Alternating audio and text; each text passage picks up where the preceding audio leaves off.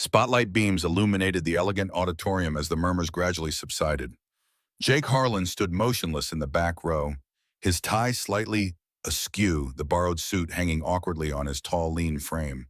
He clutched the Maplewood Community Service Awards program so tightly that the paper crumpled in his palm. On stage, the MC leaned into the microphone. And now presenting this year's award, Ava Lane. Jake held his breath. From the wings, Ava appeared in a pale blue dress, her hair neatly tied back with a star-shaped clip. 12 years old, smaller than her classmates, she took slow, deliberate steps to center stage. Her hands trembled as they held the speech paper. Jake glanced at Victoria sitting in the front row, her back ramrod straight, her glossy black hair pulled into an immaculate bun. Despite her composed exterior, her fingers were tightly gripping her Hermes handbag. Ava reached the microphone, unfolded her paper. She took a deep breath. Her lips parted, but no sound emerged. She frowned, tried again. Still silence. She tapped the microphone gently. No feedback. The microphone was dead. The audience began to whisper. Ava's face drained of color. Victoria shot to her feet, her high heels clicking urgently on the wooden floor. Jake and Victoria exchanged horrified glances. They knew what was happening. Ava hadn't spoken in front of a crowd for months.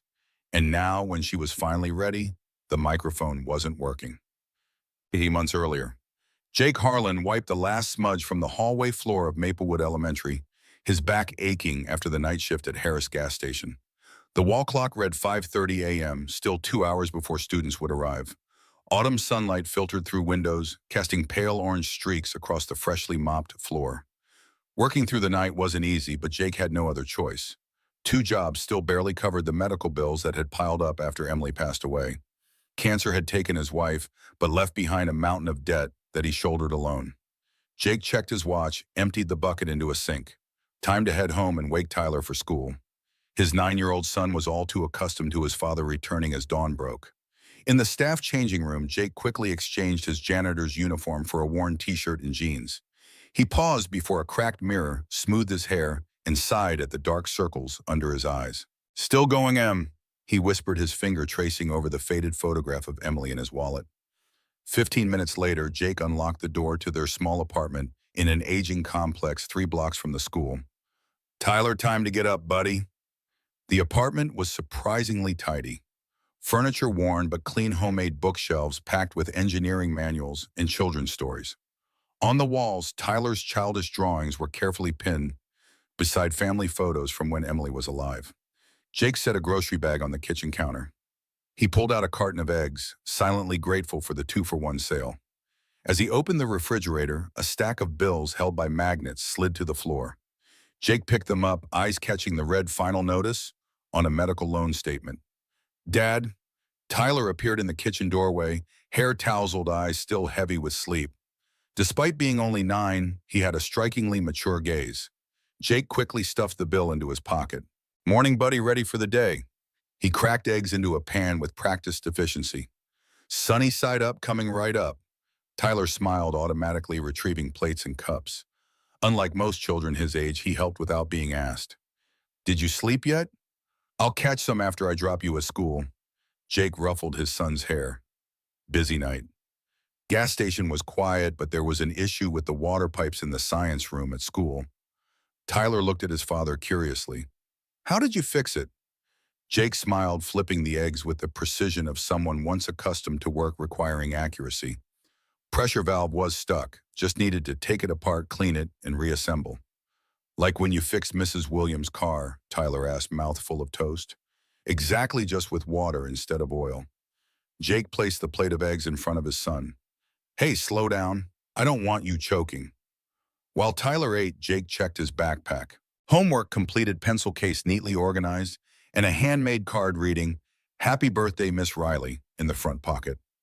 Jake smiled proudly. Emily would have been so proud of their son. "Dad," Tyler called, eyes fixed on a paper on the table. "There's a family day at school next month." Jake froze. Events like these were always painful reminders of Emily's absence. "Oh, that sounds great. I'll request time off. Miss Riley said we could bring something special from our family." Tyler looked up hopefully. "Could we bring Mom's picture?" Jake felt something catch in his throat. Of course, buddy. Mom's always part of our family. The clock read 7:15. Time to go. I'll walk you to school before I head home to sleep. Father and son walked along quiet streets. Autumn had painted the trees golden, and Jake noticed Tyler deliberately stepping on dry leaves to hear them crunch, a small habit identical to Emily's. Dad, Tyler suddenly asked, why don't you work as an engineer anymore? The question caught Jake off guard. I've told you before, sometimes life doesn't go as planned. But you're so good at fixing things. You even helped my friend Leo with his science project with the electric motor. Jake sighed. How could he explain to his son that reporting safety violations at Engineer Corp had blacklisted him, that when Emily got sick he had to abandon his career to care for her, or that now no one wanted to hire a 40-year-old engineer who'd been out of the field too long? Sometimes I miss it, Jake admitted, but I don't regret it. I get to be closer to you and the school needs me. They stopped at Maplewood Elementary's gates, a 2-story red brick building with a spacious playground behind it. The first children began arriving, backpacks swinging. Tyler? Leo waved from the bike rack. Go ahead. Jake smiled. I'll pick you up at 3. Tyler gave his father a quick hug before running to his friend. Jake watched until his son disappeared through the gates. He turned away, trudging home, knowing he only had a few hours of sleep before his alarm would sound for his next shift at the school. Victoria Lane strode into the Lane Industries building, her high heels clicking decisively on the marble floor. Employees hurried out of her toilet as she passed, their eyes cast downward, as though afraid looking directly at the CEO might turn them to stone. Meeting starts in 5 minutes, Mrs. Lane, Assistant Rebecca said, rushing to keep pace with Victoria's long strides. The board is all present. Victoria nodded, not slowing. Latest quarterly financials. On your desk, revenue down 12% from last quarter. Victoria tightened her grip on her leather portfolio. Not good news. Since the messy divorce from Derek 6 months ago, the company had lost 3 major contracts. There were whispers that Lane Industries was no longer as stable as it once was. They entered the private elevator to the 30th floor. Victoria studied her reflection in the mirror, charcoal Armani suit, black hair pulled into a tight bun, not a strand out of place. Perfect and impenetrable, exactly the image she needed to project. Your afternoon schedule, Victoria asked, still watching her reflection. Rebecca scrolled through her tablet. Design team meeting about the education center project at 2 and the assistant hesitated. And appointment with the principal of Maplewood Elementary at 4 about Ava's transfer. Victoria's shoulders stiffened. I'd forgotten. Cancel the design team. But Mrs. Lane, they've been preparing for... I said cancel it. Victoria cut her off as the elevator doors opened. The boardroom was expansive of floor-to-ceiling windows overlooking the city. 7 board members sat around a gleaming oak table. They rose as Victoria entered. Sorry to keep you waiting, Victoria said, not sounding sorry at all. She took her seat at the head of the table, opening her portfolio. Let's begin. The CFO presented the quarterly report with alarming red charts. Victoria listened, fingers tapping lightly on the table.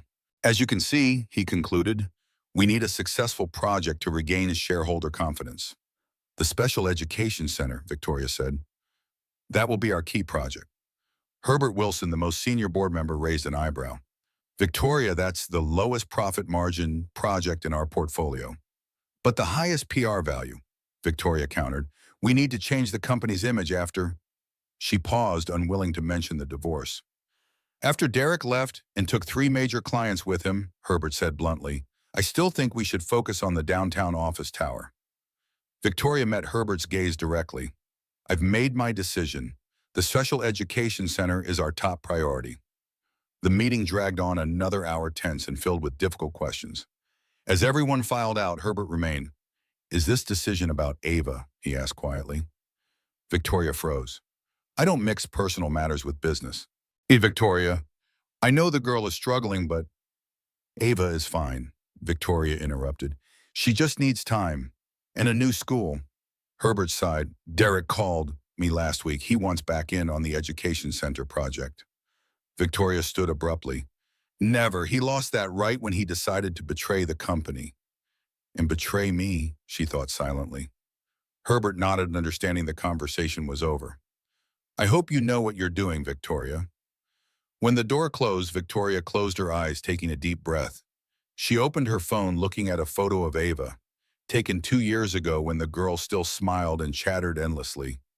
Before everything fell apart, the gleaming black Lexus glided smoothly toward Maplewood Elementary.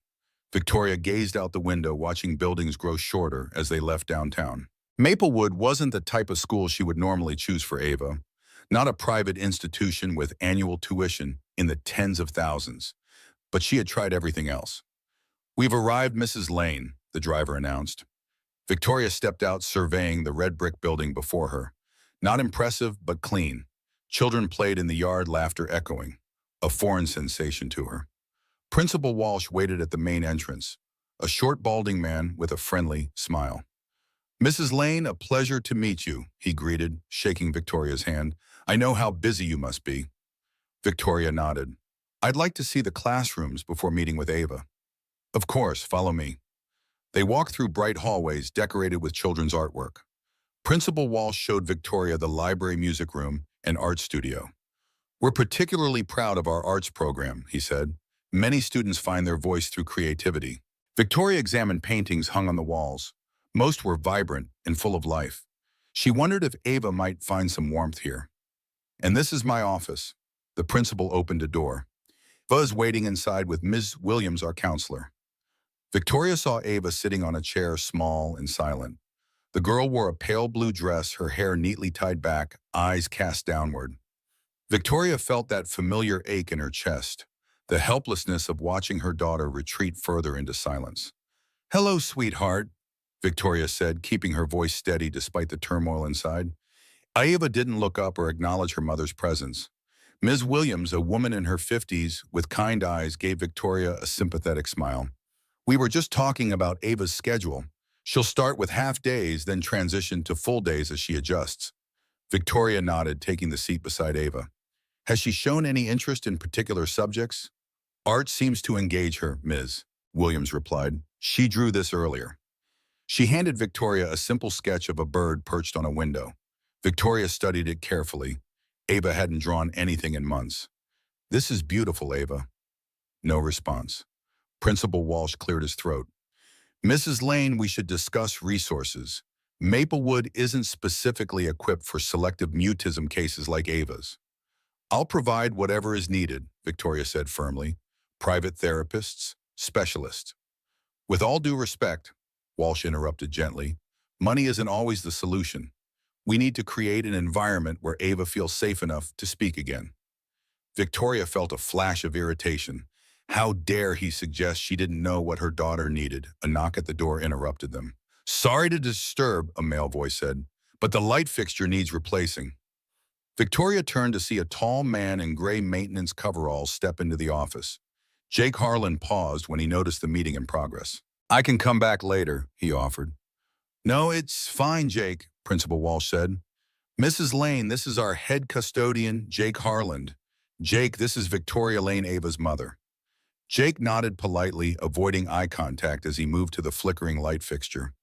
Victoria barely acknowledged him, returning her attention to the principal.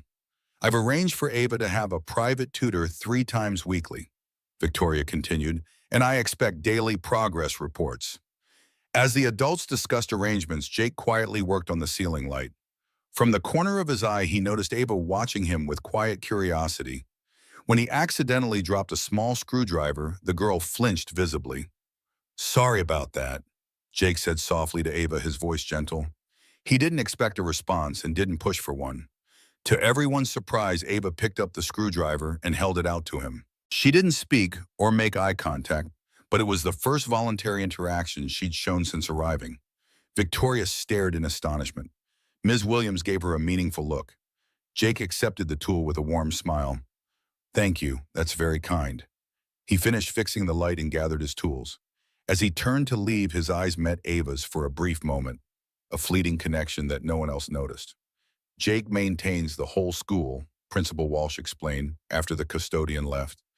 Single father works 2 jobs, one of our most dedicated staff members. Victoria dismissed this information as irrelevant. About those progress reports. As they continued talking, Ava's gaze drifted to the door where Jake had exited. For the first time in months, something had pierced through her silent world. A small moment of connection that felt safe. Outside the office, Jake paused thinking about the quiet girl with sad eyes. Something about her reminded him of Tyler in those first terrible months after Emily died.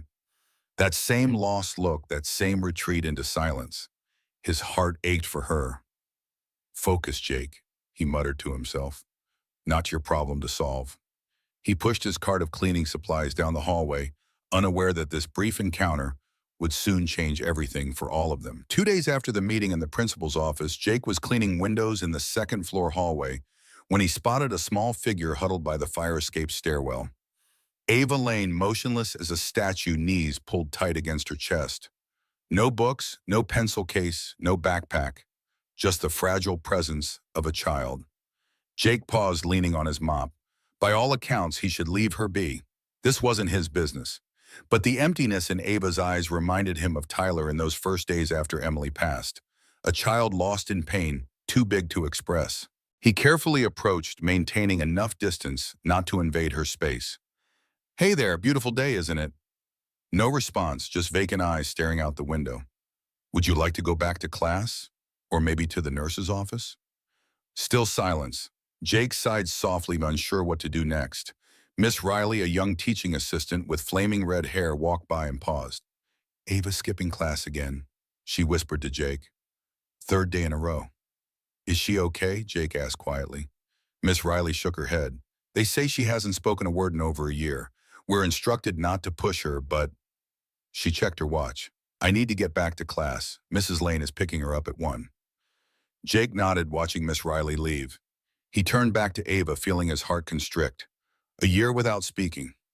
Tyler had gone silent for 3 weeks after Emily's funeral, and that had terrified him. "You know what?" he said, not expecting an answer. "I think I'll take my break now. This hallway's clean enough." "Wouldn't you say?" Jake sat down on the steps a few paces from Ava. "I'll just sit here a while if you don't mind." He pulled a sandwich from his jacket pocket, unwrapped the foil, and took a bite. Then he began talking about his day, about the leaky faucet in room 103, how he'd fixed it with a makeshift washer, about how teachers always forgot to turn off the lights in the copy room. Ava didn't react, but Jake noticed her shoulders weren't as tense as before. He continued talking about Tyler, how his son was working on a science project about wind turbines and how they work better in the rain. "My boy loves that kind of stuff," Jake smiled. "He's a lot smarter than me. Takes after his mother that way." When the bell rang, signaling lunch period, Jake stood up, brushing crumbs from his clothes. "Well, I should get back to work. Nice chatting with you, Ava." He expected nothing as he turned away, but glancing back, he saw Ava watching him, her eyes no longer quite so empty. In the days that followed, Jake began noticing Ava more frequently, always alone and always silent, but seemingly more purposeful in her solitude. Occasionally, he'd find her lingering in hallways he was cleaning or sitting in the cafeteria corner during his lunch duty. He never pushed for interaction, but would offer a casual greeting or share a brief story about his day.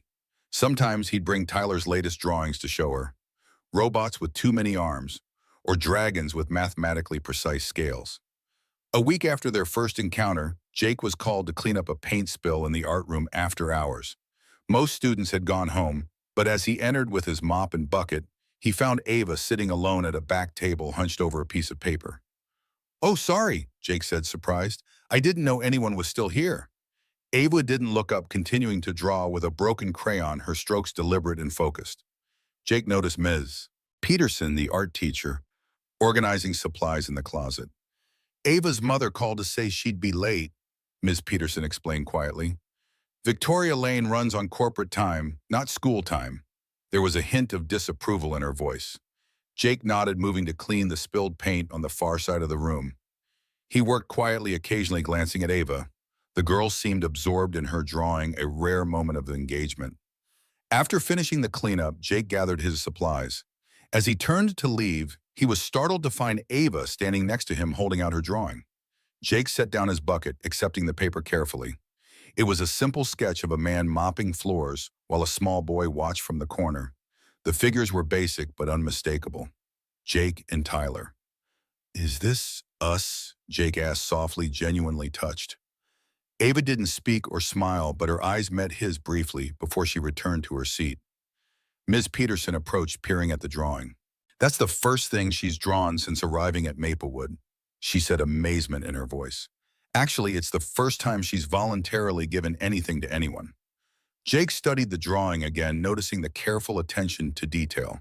The exact pattern of patches on his work pants, the Superman logo on Tyler's t-shirt from when he'd visited the school last week. She's been watching, he murmured. Children like Ava see everything, Ms. Peterson replied. They just process it differently. That evening, Jake carefully placed Ava's drawing on the refrigerator next to Tyler's artwork. His son examined it with curious eyes. Who drew this, Dad? It looks like us. Jake hesitated, then explained about Ava, how she didn't speak, how she seemed lost. Tyler listened with surprising maturity. Like how I was after Mom died when I didn't want to talk to anyone. Jake felt his throat tighten. A bit like that, yes. Tyler studied the drawing again. Maybe she needs a friend. The next day, Tyler accompanied Jake to work after school, ostensibly to use the library for research on his science project. In reality, Jake knew his son was hoping to meet the silent girl who had drawn their picture. They found Ava in her usual spot on the fire escape stairs, staring out the window. Ava, this is my son, Tyler, Jake said casually. He wanted to thank you for the drawing. Tyler stepped forward with the earnestness only a 9-year-old could muster. Hi, your drawing is really good. Do you like science? I'm making a wind turbine for the science fair. Want to see my plans? Without waiting for an answer, Tyler sat beside Ava and opened his notebook, showing detailed sketches that were impressive for his age. Jake watched as his son chattered away, not seeming to mind Ava's silence. To Jake's surprise, Ava leaned slightly toward Tyler, examining his drawings. She didn't speak or smile, but her attention was undeniably engaged. I'll be mopping the gym, Jake said, sensing the children might do better without his hovering. Tyler, find me when you're done. Okay, Tyler nodded, already explaining the aerodynamics of his turbine blades to Ava. Jake left with a small smile, heart lightened by his son's natural kindness. Later, as they walked home, Tyler was unusually thoughtful. Dad, I think Ava's really sad inside, like deep down sad. Jake glanced at his son. What makes you say that? Her eyes, they look like yours did after Mom died, like they're trying not to cry all the time. Jake felt his chest tighten. Sometimes he forgot how perceptive children could be. You're right, buddy. I think she is sad. Can we help her, like how Miss Joanne helped us with the cookies and stories? Jake remembered the school cook who had taken special interest in Tyler during their darkest days, feeding him warm cookies and telling stories that made him laugh when nothing else could. We can try, Jake said, squeezing his son's shoulder. Sometimes just being there is enough.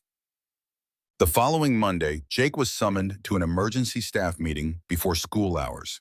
He entered the teacher's lounge to find a tense atmosphere, with Principal Walsh standing at the front, expression grim. Thank you all for coming early, Walsh began. I'm afraid I have concerning news. The school board has announced budget cuts for the next fiscal year. We're looking at a 15% reduction across all departments. Murmurs of dismay filled the room. Jake stood quietly in the back, already calculating what this might mean for maintenance supplies. The arts program will be hit hardest, Walsh continued. We may need to reduce art classes to once weekly instead of 3 times, and there's discussion about eliminating the spring arts showcase entirely. Ms. Peterson stood up, face flushed with anger.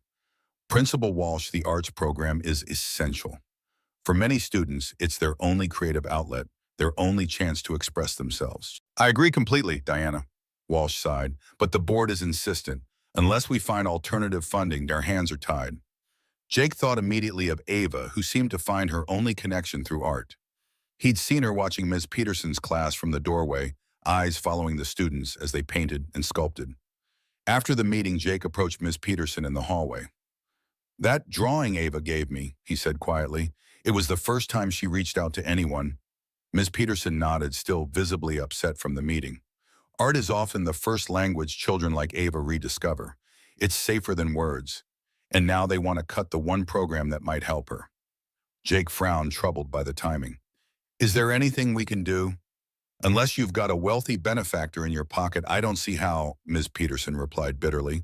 The irony wasn't lost on Jake. The one person who might have the resources to help, Victoria Lane, was also the one person who'd barely acknowledged the school staff existed. That afternoon, Jake was replacing a broken paper towel dispenser in the boys' bathroom when he heard raised voices from the hallway. He stepped out to find Victoria Lane standing toe-to-toe with Principal Walsh, her tailored blazer and impeccable posture making her tower over the shorter man despite her heels. "What do you mean cutting the arts program?" Victoria's voice was controlled but icy. "I placed my daughter in this school because you assured me you had robust creative development options." Principal Walsh looked cornered. "Mrs. Lane, I understand your concern, but the budget cuts were mandated by the district. We're doing everything we can to minimize the impact. I pay substantial additional fees for Ava's individualized education plan," Victoria interrupted. "I expect those funds to provide stability, not excuses. The fees cover Ava's counseling and one-on-one support, Mrs. Lane, not general programming." Walsh explained clearly, trying to remain diplomatic. Jake should have walked away. This wasn't his business. But hearing Ava's name, knowing how important art seemed to be for her, he found himself lingering. Victoria noticed his presence and narrowed her eyes. "Is there something you need, Mr. Harlan?" Her tone made it clear she remembered his name, but considered him completely irrelevant to the conversation. "Just maintaining the facilities, ma'am," Jake replied evenly, gesturing to his tool belt. Victoria turned back to Walsh. "I want a full breakdown of how my daughter's fees are being allocated, and I expect solutions, not problems." As she turned to leave, her designer handbag knocked over Jake's bucket of cleaning supplies, sending soapy water across the floor. Jake lunged forward but couldn't prevent the splash that caught the hem of Victoria's expensive trousers. "For God's sake," Victoria exclaimed, jumping back. "Can't you keep your equipment out of the way?" Jake knelt to right the bucket, keeping his voice measured. "I apologize for the spill, Mrs. Lane. Do you have any idea what these pants cost?" Victoria demanded. Something in Jake snapped. Perhaps it was the sleepless night after his second job, or the stress of the budget cuts, or simply the dismissive tone Victoria used, as though he were as insignificant as the mop in his hand. "No, ma'am, I don't," he replied, standing to his full height. "I imagine it's about what I make in a week, maybe two." Victoria's eyes widened at his response.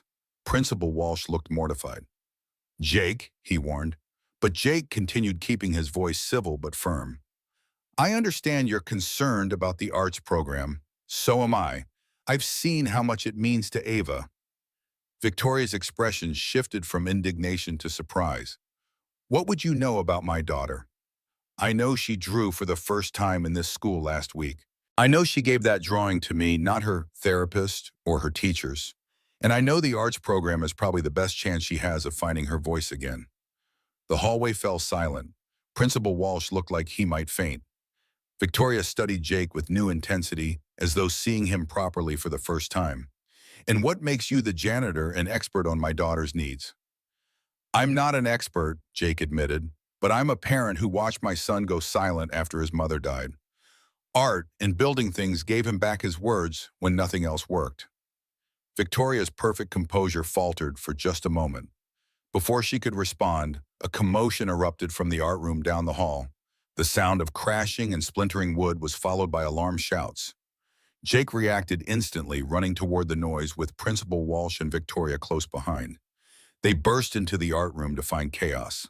A section of ancient plumbing had given way in the ceiling, sending water cascading onto student projects and art supplies. Ms. Peterson was frantically trying to move paintings out of the way while students scattered. Among them stood Ava, frozen in place as water soaked her carefully created clay sculpture, her first project since starting at Maplewood. Her eyes were wide with distress, body rigid. Jake assessed the situation in seconds. "Everyone out," he ordered, taking control with unexpected authority. "Water and electricity don't mix. Principal Walsh, get the students to the cafeteria." To Victoria's surprise, Walsh immediately complied, shepherding students out while Jake moved swiftly to the corner of the room. He yanked open an access panel that even Walsh didn't know existed and reached inside to shut off the water main. The torrent slowed to a trickle, then stopped. "The electrical panel," Jake called out, pointing to a box near the supply closet. "We need to cut power before the water reaches it." Victoria found herself moving automatically to the panel, flipping the master switch as Jake directed. The lights went out, leaving only the emergency backup illumination. Jake climbed onto a table, pushing aside a ceiling tile to examine the broken pipe. His movements were precise and confident, nothing like the deferential janitor from moments before. It's the pressure regulator valve, he diagnosed, reaching into the ceiling space with practiced ease. The threading's completely stripped. This isn't a patch job, we need to replace the section.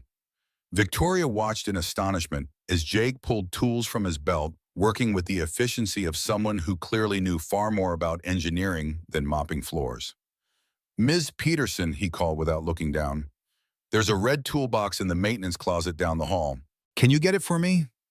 As the art teacher hurried out, Victoria stepped closer, careful of the puddles. "You seem to know what you're doing," she observed. Jake glanced down briefly. I designed systems like this for 8 years at Engineer Corp before." He trailed off, focusing back on the pipe. "Before what?" Victoria pressed, curiosity overcoming her usual reserve. "Before life happened," Jake replied simply. Ms. Peterson returned with the toolbox. Jake climbed down, retrieving specialized tools that seemed out of place in a school janitor's possession. As he worked, Victoria noticed Ava watching him intently, her distress seemingly forgotten, in fascination with Jake's confident repair work. 20 minutes later, Jake had replaced the damaged section with parts from his personal supply stash. He turned the water back on, slowly monitoring for leaks. "That should hold," he announced, wiping his hands on a rag. "But the whole system needs updating. These pipes are original to the building, 50 years old at least." Principal Walsh had returned and was surveying the water damage with dismay. "This will cost thousands to repair. Money we don't have with the budget cuts."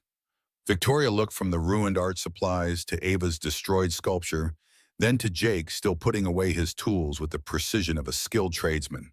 "You're not just a janitor," she said to Jake, realization dawning. "You're an engineer." Jake straightened, meeting her gaze directly. "I was a structural systems engineer in water treatment facilities. Now I'm a janitor. Life doesn't always follow the plan, Mrs. Lane." Principal Walsh looked between them, confusion evident. "Jake, you never mentioned an engineering background on your application." "Overqualified janitors don't get hired," Jake replied with a shrug. "I needed the job." Victoria's mind was working rapidly. The Lane Industries Special Education Center project had been plagued with plumbing and drainage issues that their current engineers couldn't resolve. The site was directly adjacent to a water treatment facility requiring specialized knowledge that her team lacked. "Principal Walsh," she said abruptly, "I'd like to speak with Mr. Harlan privately." Walsh blinked in surprise but nodded. "You can use my office." Victoria turned to Jake. "5 minutes of your time, Mr. Harlan. That's all I ask." Jake hesitated, looking at the mess still needing cleanup, then at Ava, who was watching the exchange with unusual attention. 5 minutes, he agreed. Well, in the principal's office, Victoria didn't bother with pleasantries. "Lane Industries is building a special education center 2 miles from here," she said, standing rather than sitting behind Walsh's desk. "We're facing significant infrastructure challenges with water management systems that our current engineers can't resolve." Well, Jake leaned against the wall, arms crossed. "And this concerns me because you clearly have expertise in exactly the area we need," Victoria replied. "I want to hire you as a consultant." Jake laughed shortly. "You want to hire the janitor who just ruined your designer pants. I want to hire the engineer who just fixed a complex plumbing failure in 20 minutes with spare parts," Victoria corrected. "Your current occupation's irrelevant." Jake studied her skeptically. "Why would Lane Industries need to outsource engineering work? You must have dozens of engineers on staff." "None with your specific expertise," Victoria admitted. "The center is being built adjacent to the North Creek water treatment facility. The drainage issues are unique." Understanding dawned on Jake's face. "The reclamation project. I helped design that system before I left Engineer Corp." Victoria nodded. "Exactly, which makes you uniquely qualified." Jake pushed away from the wall, pacing slowly. "I appreciate the offer, Mrs. Lane, but I'm not interested in getting involved with corporate projects again. There's a reason I left that world." "I'll double whatever you're making here," Victoria said. "It's not about money." "Triple then, plus flexible hours to maintain your position here." Jake stopped pacing, looking at her curiously. Why is this so important to you? There are other engineers you could find. Victoria hesitated, then decided on honesty. The Special Education Center isn't just another project. It's personal. Because of Ava, Jake guessed. Victoria nodded slightly. Among other reasons. Jake considered for a long moment. I'm not interested in your money, Mrs. Lane, but I am interested in helping this school keep its arts program. Victoria raised an eyebrow. Are you proposing a quid pro quo? I'm suggesting a mutually beneficial arrangement, Jake corrected. I'll consult on your water management issues. In exchange, Lane Industries sponsors the Maplewood Arts program for the next 5 years. Victoria almost smiled at his audacity. You drive a hard bargain for someone who cleans toilets, Mr. Harland. I've found that toilets don't lie nearly as often as executives, Jake replied evenly. This time Victoria did smile, a brief, reluctant quirk of her lips. 2 years of arts funding, and we revisit based on the success of your consulting work. Jake extended his hand. Deal. As they shook hands, Victoria was struck by the calluses on his palm. Hands that had clearly known both precise engineering work and hard physical labor. One more condition, Jake added. I work directly with you. No middle management, no corporate runaround. Victoria considered him with new interest. This janitor engineer was either remarkably brave or remarkably foolish. Either way, he was unlike anyone she typically encountered in her corporate world. Agreed, she said finally. I'll have contracts drawn up by tomorrow. As they returned to the art room, they found Ava kneeling beside her ruined sculpture, tentatively touching the collapsed clay. Jake approached carefully, kneeling beside her. I'm sorry about your project, Ava, but you know what artists sometimes have to start over. That's how they make things even better the second time. Ava didn't respond verbally, but she looked up at him with something like hope in her eyes. Victoria watched this interaction with mixed emotions. How had this man connected with her daughter in ways that expensive therapists couldn't? Mr. Harlan will be working with us on a special project, Victoria announced to Principal Walsh, who had returned to assess the damage. And Lane Industries will be sponsoring the Maplewood Arts program for the next 2 years. Walsh's jaw dropped. Mrs. Lane, that's incredibly generous. It's an investment, Victoria replied, watching as Jake helped Ava carefully gather the remains of her sculpture. In more ways than one. As Victoria prepared to leave with Ava, she found herself re-evaluating the unexpected janitor. Jake Harlan was clearly more than he appeared, a hidden asset disguised in maintenance coveralls. And Victoria Lane had built her empire by recognizing assets others overlooked. The Lane Industries headquarters lobby gleamed with marble and chrome, a monument to corporate success that made Jake feel distinctly out of place. He adjusted his only tie, navy blue with subtle stripes purchased for Emily's funeral 4 years ago, and approached the reception desk. Jake Harlan, to see Victoria Lane, he said, trying to sound more confident than he felt. The receptionist's polite smile faltered as she took in his worn blazer and scuffed shoes. Do you have an appointment, sir? Yes, regarding the Special Education Center project. Her manicured fingers tapped at the computer. Mr. Harlan, Mrs. Lane is expecting you. She handed him a visitor badge with barely concealed surprise. 32nd floor. Rebecca will meet you at the elevator. Jake nodded his thanks, acutely aware of curious glances as he crossed the lobby. He'd spent the previous night reviewing the preliminary plans Victoria had sent over and found enough problems to fill a notebook. The elevator ascended smoothly, its mirrored walls reflecting a man who looked nothing like the corporate consultants surrounding him. Jake smoothed his hair, noticing the dark circles under his eyes from his night shift at Harris gas station. The doors opened to reveal a sleek reception area where a young woman with an elegant bob cut stood waiting. Mr. Harlan, I'm Rebecca, Mrs. Lane's executive assistant. She extended her hand, her gaze quickly assessing him. Please follow me. The team is assembled in the conference room. Jake frowned.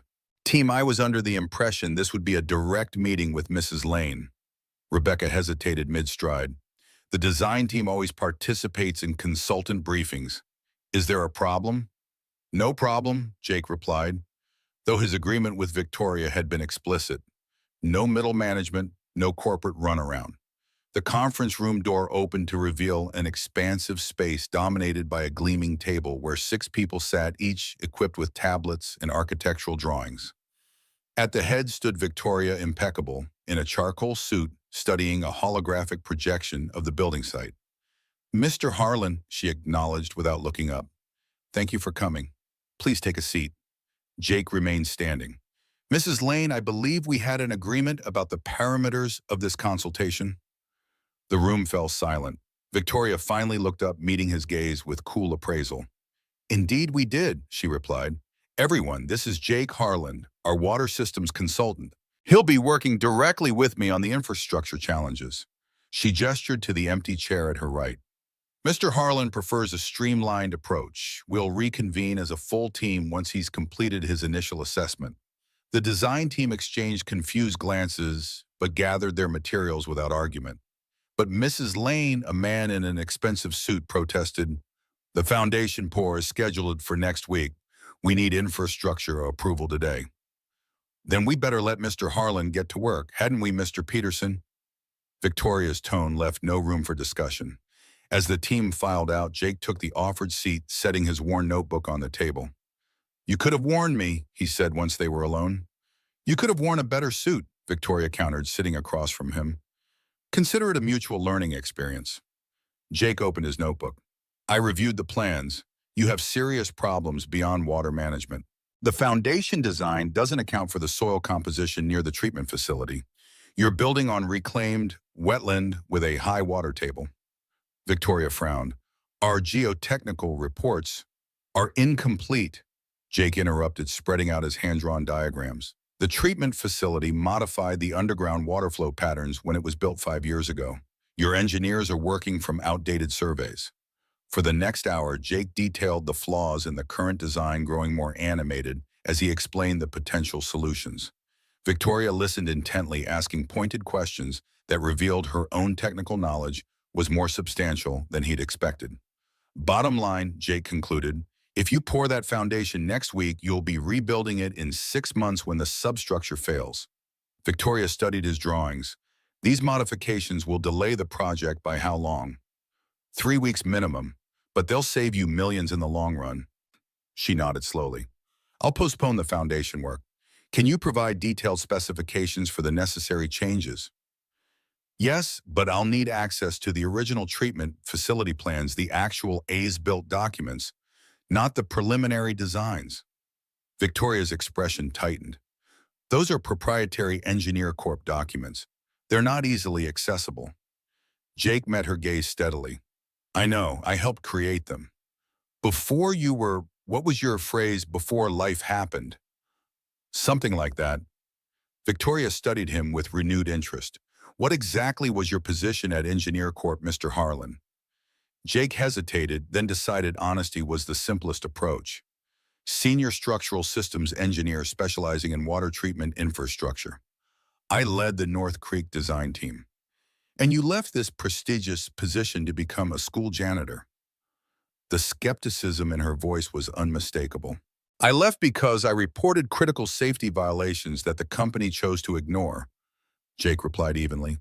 "Shortly after my wife was diagnosed with aggressive lymphoma, I needed flexible hours for her care, which Engineer Corp wouldn't provide. When she died, I had medical bills, a grieving 9-year-old son, and a career in shambles." The stark summary hung in the air between them. Victoria's expression remained unreadable, but something shifted in her eyes. "I see," she said finally. "I'll have those documents delivered to you by tomorrow morning." Jake gathered his notebook. "One more thing. How's the arts program funding coming along?" "Ms. Peterson mentioned she hasn't received any confirmation." Victoria's eyebrow arched slightly. "The first installment will be transferred this week. I keep my agreements, Mr. Harlan." "Good, so do I." He stood to leave. "Mr. Harlan," Victoria called as he reached the door, "I'd like you to attend a site visit tomorrow, 8 a.m. I'll send a car." Jake shook his head. "No need, I'll drive myself." "As you wish." Victoria returned to the holographic display. "And Mr. Harlan, thank you for your candor today. It's refreshing." The next morning, Jake pulled his weathered pickup truck into the construction site, parking beside Victoria's gleaming Lexus. The contrast between their vehicles mirrored their different worlds, yet here they were about to work on the same project. Victoria stood with the site foreman reviewing blueprints spread across the hood of her car. She wore practical boots with her tailored pants and blazer designer undoubtedly, but a concession to the muddy conditions nonetheless. Good morning, Jake greeted, carrying his notebook and a thermos of coffee. Victoria looked up momentarily surprised by his punctuality. Mr. Harland, I have something for you. She reached into her car and retrieved a sealed portfolio.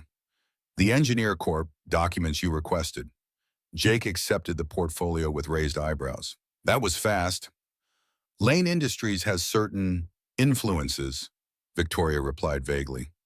The foreman, a burly man named Rodriguez, eyed Jake suspiciously. So you're the reason we're delaying the foundation? Do you know what that does to my schedule? It prevents you from rebuilding it next spring, Jake replied calmly, spreading out his diagrams on the hood. Let me show you what we're dealing with. For the next 2 hours, Jake led them around the site, pointing out groundwater indicators and explaining the seasonal flow patterns that would affect the foundation. Rodriguez's skepticism gradually transformed into reluctant respect as Jake's expertise became evident. You know your stuff, Harlan, he admitted, but these changes will cost a fortune. Less than rebuilding, Victoria interjected. Make the modifications as specified. As Rodriguez left to consult with his team, Victoria turned to Jake. You have a genuine passion for this work. Why haven't you returned to engineering? Jake sipped his coffee, gazing across the construction site. Who would hire me? I'm 42 with a 4-year employment gap and a reputation for whistleblowing. Engineering firms don't exactly line up for that combination. You underestimate your value, Victoria observed. Lane Industries could use someone with your integrity and expertise. Jake laughed softly. Are you offering me a job, Mrs. Lane? I'm recognizing talent, she corrected, something I've built my career on. Their conversation was interrupted by Jake's phone ringing. He checked the display, frowning. I need to take this. It's Tyler's school. He stepped away, answering with concern evident in his voice. Victoria watched as his expression changed from worry to surprise. The call was brief, and when Jake returned, he looked troubled. Everything all right? She asked. Tyler's fine, Jake assured her. That was Principal Walsh. Apparently, Ava had an incident in the cafeteria. She became agitated when another student accidentally knocked over her lunch tray. She didn't speak, but He hesitated. She what?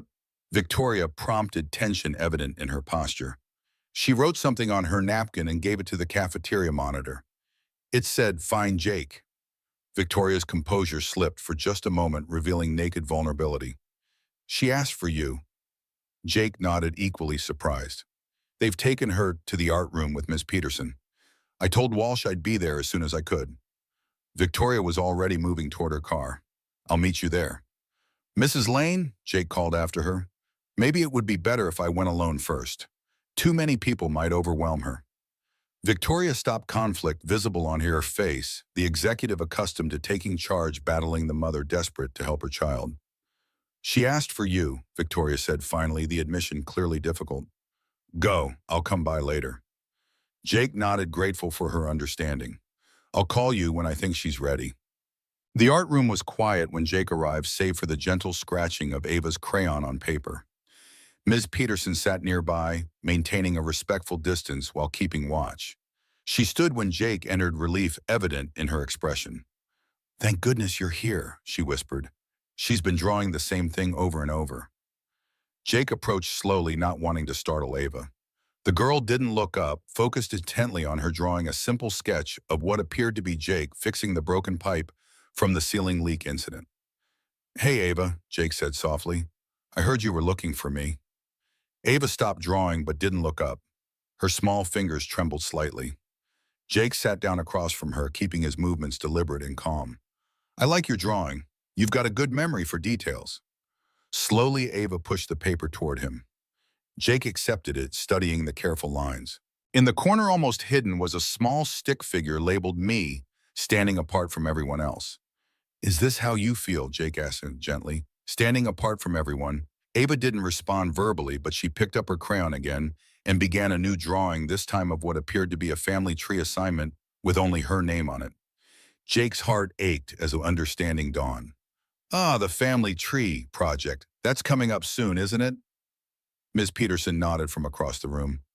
Next week. I tried explaining to Mrs. Bennett that Ava might need an alternative assignment, but Jake remembered how difficult Father's Day projects had been for Tyler after Emily died. Some academic exercises weren't designed for complicated family situations. You know, Ava, Jake said thoughtfully, family trees can look all kinds of ways. Some are big and bushy, some have just a few branches. Some even get grafted together from different trees. Ava looked up, finally her eyes questioning. My son Tyler's tree changed when his mom died, Jake continued. But then other people became part of our family too, like Miss Joanne, who makes sure he always gets extra cookies at lunch, and Mr. Rodriguez, who taught him to play chess. Jake took a blank paper and drew a simple tree.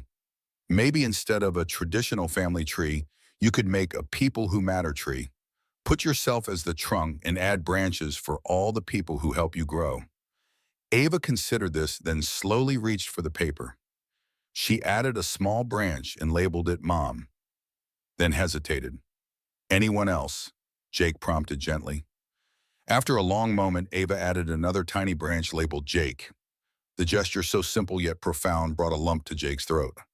I'm honored to be on your tree, Ava, he said softly. The door opened quietly and Victoria entered, her normally confident stride tentative. She'd clearly come directly from the construction site, designer boots still muddy. How is she? Victoria whispered to Miss Peterson. Before the teacher could respond, Ava looked up, eyes locking on her mother. The girl didn't smile, but she didn't withdraw either. Victoria approached carefully, sitting beside Jake.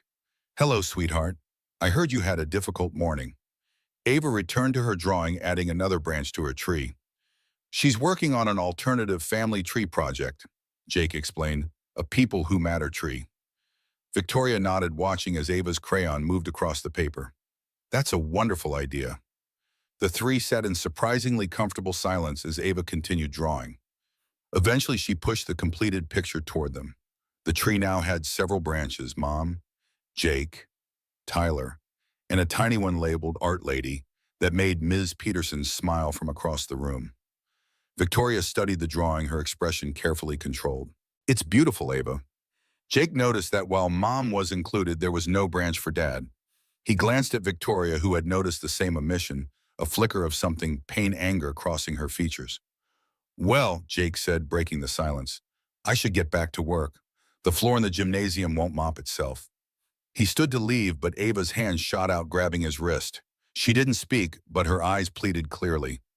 Don't go. Or maybe I could stay a little longer, Jake amended, sitting back down. Victoria checked her watch. I have a board meeting in an hour. She hesitated, clearly torn between corporate responsibility and maternal concern. We'll be fine, Jake assured her. Ms. Peterson and I can stay with Ava until school ends. Victoria nodded, grateful yet clearly uncomfortable with relinquishing control. She knelt beside Ava's chair. I'll see you at home later, sweetheart. Maybe we could make cookies together. Ava didn't respond, but she didn't pull away when Victoria gently touched her hair. Progress, however small. As Victoria prepared to leave, she paused beside Jake. Thank you, she said quietly, for understanding what she needed when I couldn't. Jake smiled gently. Sometimes it's easier to see solutions in other people's problems than our own. Victoria studied him thoughtfully. Indeed, I'll expect your completed infrastructure assessment by Friday. Of course, Jake replied, amused by her swift return to business mode. After Victoria departed, Jake spent another hour with Ava, helping her create more elaborate drawings of her People Who Matter tree. When the final bell rang, Tyler bounded into the art room, face lighting up when he saw them. Ava, Dad, look what I made in science class. He proudly displayed a small working model of his wind turbine. Ava's eyes widened with interest as Tyler demonstrated how it worked. Jake watched the children interact, noticing how Tyler naturally accommodated Ava's silence, asking questions that required only nods or simple gestures to answer. Can Ava come over sometime? Tyler asked suddenly. I could show her my rock collection and the fort I'm building in the corner of our living room. Jake hesitated. That's something I'd need to discuss with her mother, buddy. You mean the fancy lady in the nice car? Tyler asked innocently. She looked sad like Ava. Jake blinked, surprised by his son's observation. Does she? Tyler nodded sagely. Her eyes are sad even when she's not sad, smiling. Like yours used to be all the time. Children and their devastating insights, Jake thought. Well, Mrs. Lane is very busy with her company. Important people have a lot of responsibilities. You're important too, Dad, Tyler declared loyally. You fix everything for everybody. Jake smiled, ruffling his son's hair. Come on, you two. Let's pack up these art supplies before Ms. Peterson thinks we're moving in permanently. The following week brought an unexpected development. Jake arrived at Maplewood Elementary for his morning shift to find Principal Walsh waiting for him, expression uncharacteristically serious. Jake, I need a word before you start your rounds. They retreated to Walsh's office where the principal closed the door, never a good sign. Is everything all right? Jake asked, mentally reviewing whether he'd missed any maintenance tasks. Walsh sighed heavily. The school board called an emergency meeting last night. Despite Victoria Lane's arts program, sponsorship, additional budget cuts have been announced. Jake frowned. I thought the arts program was secure now. The arts program is thanks to Mrs. Lane, Walsh confirmed, but other departments are facing significant reductions, including maintenance. Understanding dawned slowly. You're cutting my position. Walsh winced. Not entirely. They're reducing you to part-time 20 hours weekly instead of 40. The implications hit Jake immediately. Half the hours meant half the pay. He was already working nights at the gas station to make ends meet. This cut would make it impossible to cover rent and Tyler's after-school programs, let alone the medical bills that still haunted them. I see, Jake said quietly. When does this take effect? Next month, Walsh replied, clearly uncomfortable. I fought it, Jake. You know how valuable you are here, but the decision came from above. Jake nodded mechanically. I understand, it's not your fault. Walsh hesitated. There is one possibility. The board mentioned that if we could find additional external funding specifically for maintenance and facilities, I'll start looking into options, Jake assured him, though his mind was already racing through calculations and contingency plans. Throughout that day, Jake went through his tasks with mechanical precision, his thoughts elsewhere. He'd have to give up the apartment and find something cheaper, further from school. Tyler would need to change his after-school activities. Perhaps Mrs. Williams next door could watch him during Jake's night shifts instead of the proper after-school program. He was so preoccupied that he almost collided with Victoria as she arrived to pick up Ava. Mr. Harlan, she greeted, steadying herself. I was hoping to find you. I've reviewed your infrastructure assessment. It's impressively thorough. Thank you, Jake replied distractedly. Excuse me, I need to finish the west hallway before dismissal. Victoria frowned, noting his unusual curtness. Is everything all right? Jake hesitated. The last thing he needed was Victoria Lane's pity, yet she was also his consulting client and deserved professionalism. Just a busy day, he answered vaguely. Was there something specific about the assessment you wanted to discuss? Victoria studied him with the penetrating gaze that had intimidated countless business adversaries. Actually, yes. The board was impressed with your work and has authorized me to offer you a more substantial role in the project. Full-time if you're interested. Jake stared at her, momentarily speechless. Full-time as a consultant. As project engineer for the Special Education Center, Victoria clarified. The position would require you to oversee all aspects of the infrastructure implementation, reporting directly to me. The timing was almost suspiciously perfect. Did Principal Walsh contact you about the budget cuts? Victoria's expression revealed nothing. The school board's decisions and Lane Industries' hiring needs are entirely separate matters. This offer is based solely on the quality of your work. Jake wanted to believe her, but pride and suspicion warred within him. I appreciate the offer, Mrs. Lane, but I'm not looking for charity. Victoria's eyes flashed. Lane Industries doesn't do charity, Mr. Harlan. We make strategic investments. Your expertise would save this project millions in future repairs and modifications. The salary would reflect that value. Put that way, it was harder to refuse on principle. Still, Jake hesitated. I would need to maintain some hours here at Maplewood. I've made commitments to the school. That could be arranged, Victoria conceded. Part-time at the school, part-time at Lane Industries, with a combined compensation package exceeding your current arrangement.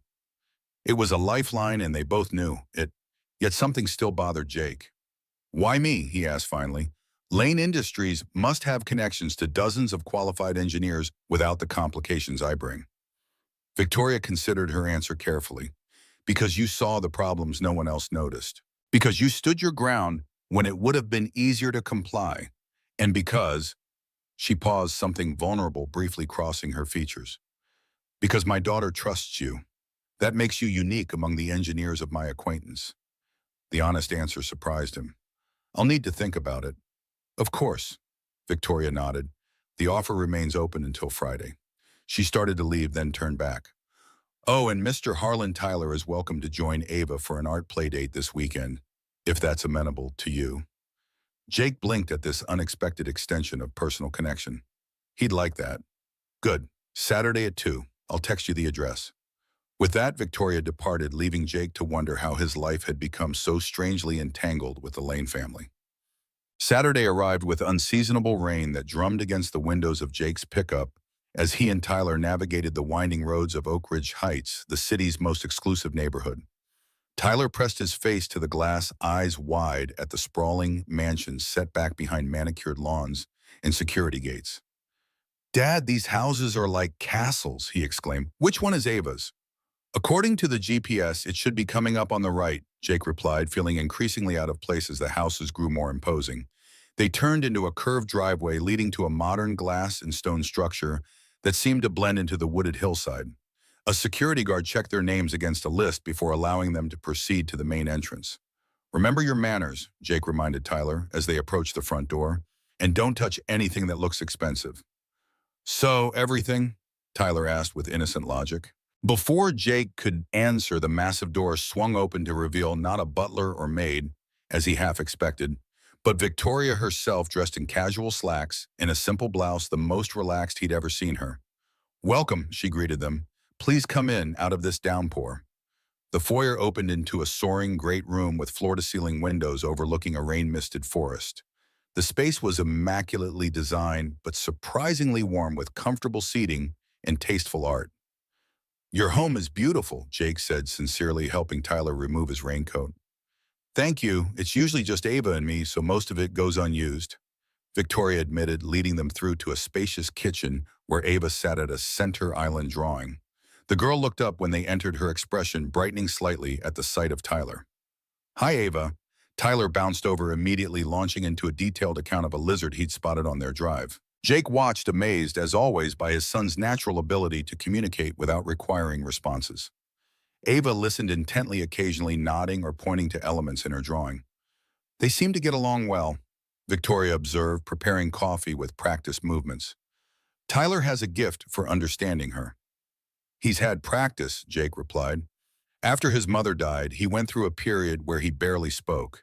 His kindergarten teacher called it selective mutism triggered by trauma. Victoria's hands stilled momentarily. How did he recover? Jake watched his son demonstrate something with elaborate hand gestures to an attentive Ava.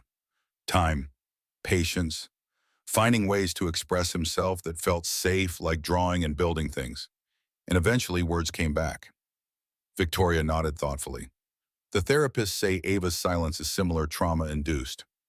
After she witnessed certain events in our home, she just stopped speaking. Jake heard the careful omission but didn't press. Children are remarkably resilient when they feel secure. That's what I'm trying to provide, Victoria said quietly. Security, stability. She gestured around the immaculate kitchen, though I'm not always sure what that looks like. There was a vulnerability in her admission that Jake hadn't expected. This powerful CEO who commanded boardrooms and managed multi-million-dollar projects was admitting uncertainty about the most important project of all, raising her daughter. You're doing better than you think, he offered. Ava's drawing again. That's progress. Victoria smiled faintly. Thanks to your influence, not mine. Have you tried drawing with her? Jake suggested. It might open a channel between you. Victoria looked skeptical. I'm hardly artistic. The last time I drew anything was probably in high school. It's not about talent, Jake explained. It's about shared experience. Tyler and I build ridiculous Lego structures together.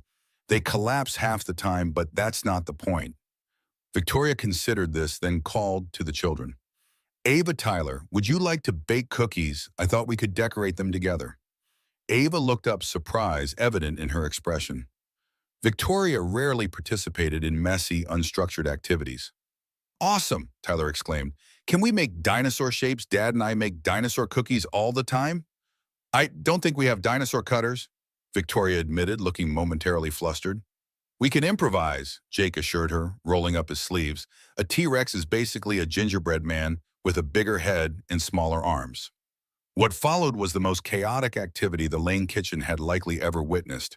Flour-dusted expensive countertops, colorful frosting ended up everywhere, but on some cookies, and Tyler's creative dinosaur interpretations defied both paleontology and basic cookie physics. Throughout it all, Jake noticed Victoria gradually relaxing her perfectly manicured hands, becoming stained with food coloring, her careful composure, giving way to genuine laughter when Tyler's Velocirooster, half velociraptor, half rooster, lost its head. Most remarkably, Ava became increasingly engaged, her eyes bright with interest as she meticulously decorated her cookies with surprising artistic skill. She remained silent but fully present, occasionally tugging Victoria's sleeve to show her a completed design. "That's beautiful, sweetheart," Victoria praised, studying a cookie Ava had decorated to resemble a detailed flower. "You have such a steady hand." Jake was arranging the finished cookies on a cooling rack when he noticed Ava carefully creating one that looked suspiciously like a miniature portrait. Upon closer inspection, he realized it was meant to be Victoria, complete with tiny frosting representation of her signature pearl earrings. Ava presented this cookie to her mother with solemn ceremony. Victoria accepted it with visible emotion, kneeling to Ava's level. "Is this me?" she asked softly. Ava nodded, then pointed to the cookie's smile, an expression rarely seen on Victoria's actual face. Victoria swallowed hard. "I'll try to wear this smile more often," she promised, voice slightly unsteady. "Thank you, Ava." The moment was interrupted by Tyler's excited shout from the living room, where he'd wandered while the adults were distracted. "Dad, Ava, come look at this amazing tree outside." They all moved to the floor-to-ceiling windows, where the rain had stopped, to reveal a double rainbow arching over the forest behind the house. The children pressed their hands against the glass, entranced by the spectacle. "Perfect timing," Jake commented, standing beside Victoria as they watched the children's wonder. "I can't remember the last time I actually stopped to look at a rainbow," Victoria admitted quietly. Jake glanced at her profile, struck by how different she appeared in this setting, softer, less armored. "It's easy to miss these moments when you're focused on bigger things." "Yes," she agreed, still watching the children, "though I'm beginning to question what the bigger things truly are."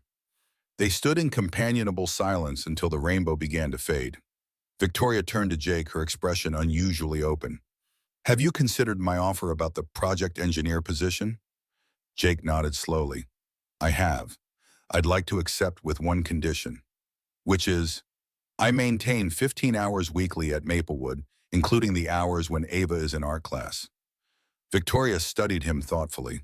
"That's doable. May I ask why?" Jake watched as Tyler showed Ava something in a book they discovered on a nearby shelf. "Because some projects are more important than others," he said simply. Understanding passed between them, an acknowledgement that their professional collaboration had become intertwined with something more personal, to the well-being of a silent child who was slowly finding her way back to connection. "I'll have the contracts revised," Victoria agreed. "You can start Monday." As the afternoon light began to fade, Jake called to Tyler that it was time to leave. The boy protested briefly but brightened when Ava handed him a drawing she'd made of them both standing beneath the rainbow. "Thanks, Ava. I'll put it on our fridge next to your other one," Tyler promised, carefully placing the drawing in his jacket pocket. At the front door, Victoria surprised Jake by asking, "Would you like to have dinner here next Friday? Both of you, I mean, to celebrate your new position." Jake hesitated only briefly. "We'd like that."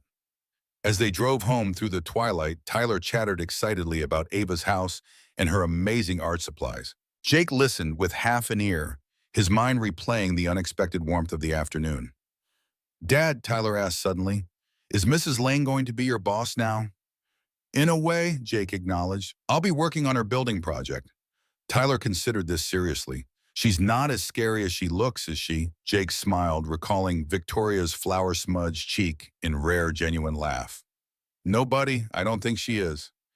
The next week brought a whirlwind of changes. Jake divided his time between Maplewood Elementary and Lane Industries, where he was given a small but well-appointed office on the 28th floor.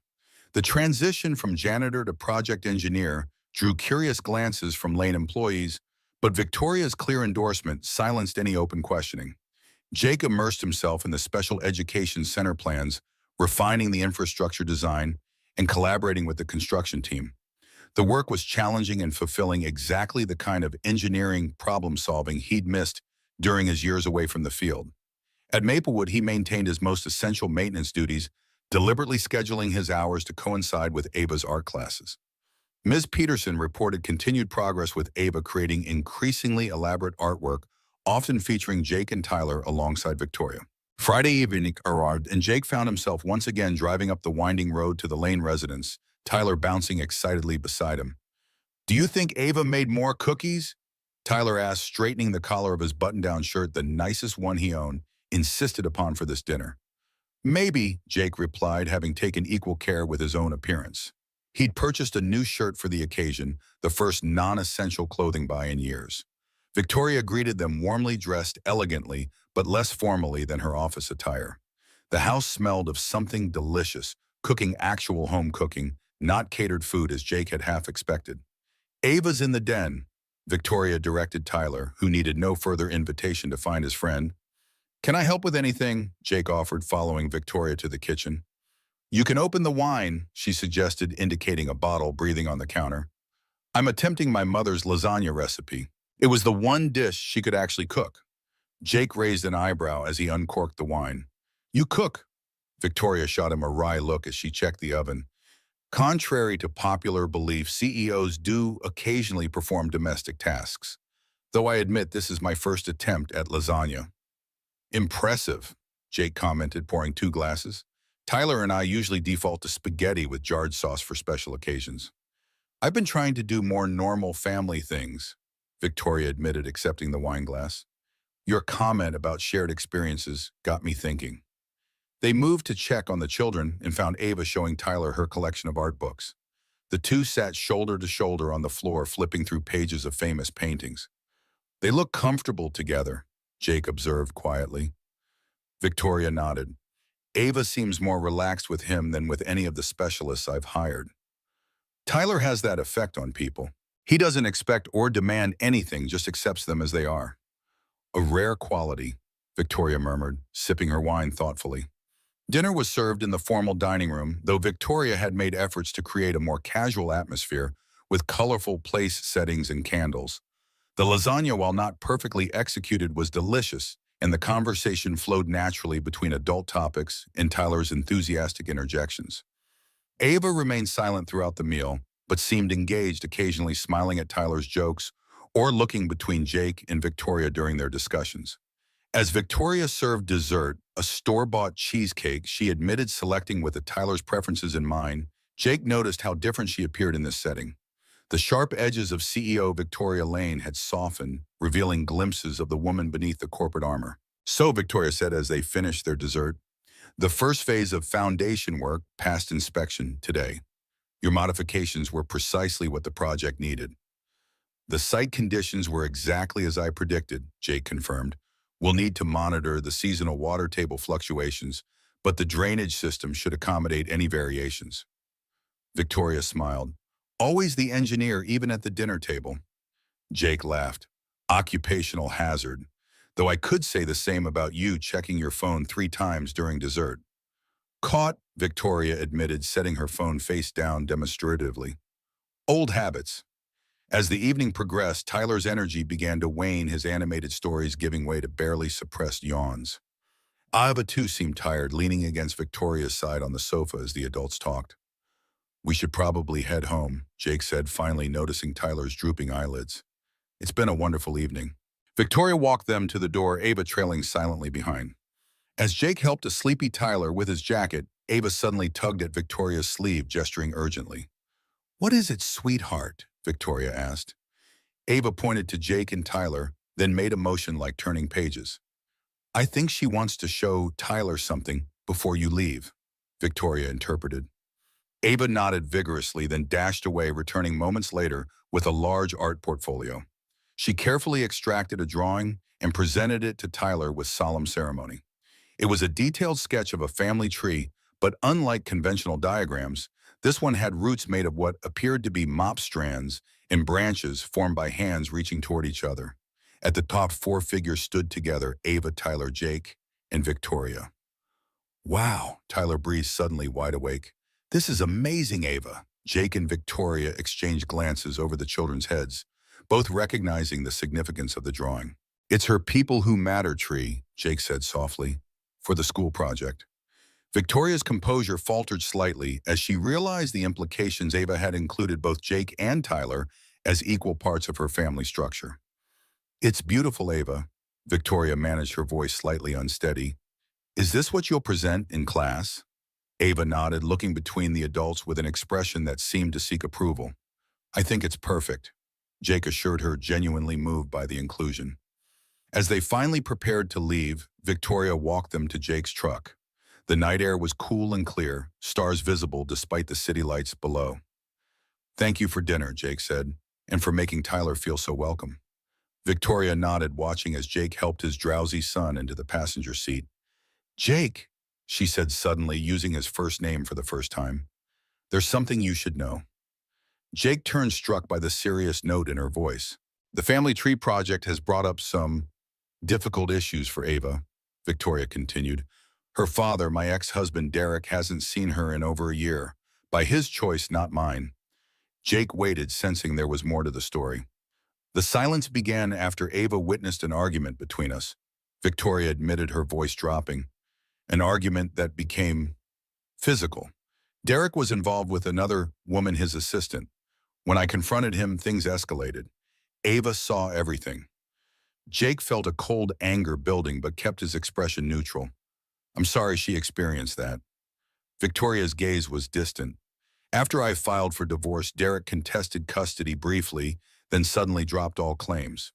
He's made no effort to contact her since. The therapists believe Ava's silence is partly due to conflicted loyalty, unable to speak against her father, yet unwilling to pretend everything is fine. That makes sense, Jake said quietly. Tyler went through something similar, though less traumatic. He felt speaking about Emily somehow betrayed her memory. Victoria refocused on Jake, her vulnerability quickly masked by her usual composure. I'm telling you this because Ava's teacher mentioned that parents typically attend the family tree presentations. Given Ava's inclusion of you in her tree, I thought perhaps. I'd be happy to attend, Jake assured her, understanding the unspoken request. If you think it would help Ava. Relief flashed briefly across Victoria's features. Thank you. The presentation is next Wednesday at 2 p.m. Jake nodded. I'll rearrange my schedule. As he drove home with Tyler sleeping beside him, Jake reflected on the evening's revelations. Victoria Lane, the formidable CEO, was also a wounded woman trying to protect her child from further harm. It added another dimension to the complex picture he was forming of her. And somewhere along the way, he realized he'd stopped thinking of her as Mrs. Lane and started thinking of her as Victoria. The week leading up to Ava's family tree presentation passed in a blur of activity. Jake divided his time between the Special Education Center site, where foundation work was progressing according to his modified plans, and his reduced hours at Maplewood Elementary. The dual roles left little time for rest, but the satisfaction of returning to engineering work made the long days worthwhile. At Lane Industries, Jake was steadily earning the respect of the design team that had initially viewed him with skepticism. His practical solutions and hands-on approach to problem-solving proved more effective than the theoretical models they'd been struggling with. Even Herbert Wilson, the senior board member who had questioned Victoria's decision to hire him, grudgingly acknowledged Jake's contributions during a site visit. Unconventional background, Herbert remarked to Victoria as they watched Jake demonstrate a drainage solution to the construction foreman, but undeniable results. Victoria allowed herself a small smile of vindication. I told you he was an asset worth acquiring. Herbert studied her with shrewd eyes. Indeed, though I wonder if your interest is entirely professional. Victoria's expression cooled instantly. Mr. Wilson, I suggest you focus on the project's progress rather than unfounded speculation. Herbert raised his hands in surrender, but his knowing look lingered as he walked away. Victoria dismissed the comment, yet found herself watching Jake with more than professional assessment. There was something compelling about the way he moved through the world, direct, unpretentious, guided by an internal compass, rather than external validation. It was refreshingly different from the calculated maneuvering she encountered in corporate circles. On Wednesday morning, Jake arrived at the Lane Industries office earlier than usual, intending to clear his schedule for Ava's afternoon presentation. He was surprised to find Victoria already in the conference room reviewing documents with unusual intensity. "You're here early," he commented, setting down his worn leather portfolio, a stark contrast to the sleek laptop bags carried by other employees. Victoria looked up, dark circles beneath her eyes betraying a restless night. "Board meeting tomorrow. Quarterly projections need revision." Jake nodded, recognizing the strain in her voice. "Nervous about today?" Victoria's hand stilled momentarily. "Is it that obvious?" "Only to someone who's been there," Jake replied, pouring himself coffee from the carafe on the sideboard. "Tyler's first school performance after Emily died nearly broke me. I sat in the car rehearsing how to smile like everything was normal." Victoria's carefully maintained facade softened slightly. "I keep thinking about what Ava might do. What if she freezes? What if the other children are cruel? What if she surprises you?" Jake interrupted gently. "Children are remarkably resilient when they're reedy." Victoria sighed, rubbing her temples. "I've handled hostile takeovers with less anxiety than this school presentation." Jake smiled, sliding a cup of coffee toward her. "Because billion-dollar deals don't matter as much as one little girl's heart." Victoria accepted the coffee with a grateful nod, their fingers briefly touching in the exchange. A small moment of connection quickly passed, yet somehow significant. "I should finish reviewing these reports before we leave," Victoria said, retreating behind her professional shield. Jake recognized the dismissal. "I'll meet you at the school at 1:30. Maplewood Elementary buzzed with anticipation as parents arrived for the third-grade family presentations. The classroom had been transformed with colorful displays of student projects, chairs arranged in a semicircle facing a small presentation area. Jake arrived early, nodding to familiar faces among the staff. He'd chosen to wear his best button-down shirt and tie, the same outfit he'd worn to his Lane Industries interview, wanting to demonstrate respect for the occasion. Several parents glanced curiously at him, clearly wondering about his role in the proceedings. Ms. Bennett, Ava's teacher, approached with a warm smile. "Mr. Harlan, thank you for coming. Ava's been clutching her project all morning, which is more engagement than we usually see." "How is she doing?" Jake asked, scanning the room for the small figure. "Quiet as always, but focused. She's in the art room with Ms. Peterson, adding final touches to her presentation." Ms. Bennett lowered her voice. "I should warn you, some of the other parents may be curious about your presence. Ava's situation isn't widely understood." Jake nodded, unsurprised. "We're here to support Ava, not to satisfy curiosity." "Exactly right," Ms. Bennett agreed. "Oh, Mrs. Lane has arrived." Jake turned to see Victoria entering the classroom, commanding attention without effort. She wore a conservative navy dress rather than her usual power suit, an attempt to blend in that nevertheless failed due to her natural presence. Parents instinctively straightened as she passed, recognizing authority, even if they couldn't identify its source. "Ms. Bennett," Victoria greeted the teacher with professional courtesy. "Thank you for accommodating Ava's modified presentation format." "Of course," the teacher replied. "We want every child to succeed in their own way." Jake watched as Victoria surveyed the room with the same assessing gaze she used in corporate settings, identifying potential challenges, calculating responses. He moved to her side, speaking quietly. "Remember to breathe. This isn't a board meeting." Victoria shot him a sidelong glance. "Force of habit. I negotiate better than I socialize." "Just be Ava's mom today," Jake suggested. "The rest doesn't matter." Before Victoria could respond, the door opened, and students began filing in, excitement evident in their chattering voices. Ava entered last, walking beside Ms. Peterson, clutching her rolled-up family tree drawing. Her eyes darted anxiously around the room until she spotted Jake and Victoria, her shoulders relaxing slightly. Ms. Bennett clapped her hands for attention. "Welcome, parents and family members. Today, our students will present their family heritage projects. Each child has created a unique family tree and will share something special about their family history." The presentations began with alphabetical order, each child displaying varying degrees of confidence as they described grandparents, aunts, uncles, and family traditions. Some had elaborate poster boards with photographs. Others had simple drawings with written descriptions. Jake noticed Victoria growing increasingly tense as Ava's turn approached. Without thinking, he moved his chair slightly closer to hers, a silent gesture of support. Victoria glanced at him, surprised but seemingly grateful for the proximity. Next, we have Ava Lane, Ms. Bennett announced, her voice deliberately gentle. A hush fell over the classroom. Most students and parents were aware of Ava's silence, and uncertainty hung in the air. Victoria sat perfectly still, knuckles white as she gripped her handbag. Ava rose from her seat and walked to the front of the room with deliberate steps. She carefully unrolled her drawing and attached it to the display easel. The detailed tree, with its mop strand roots and hand-shaped branches, drew appreciative murmurs from the audience. Ms. Bennett smiled encouragingly. Ava has prepared a special presentation about her family. Ms. Peterson will help by reading Ava's words. The art teacher stepped forward, holding a sheet of paper. Ava wrote this yesterday during our art session.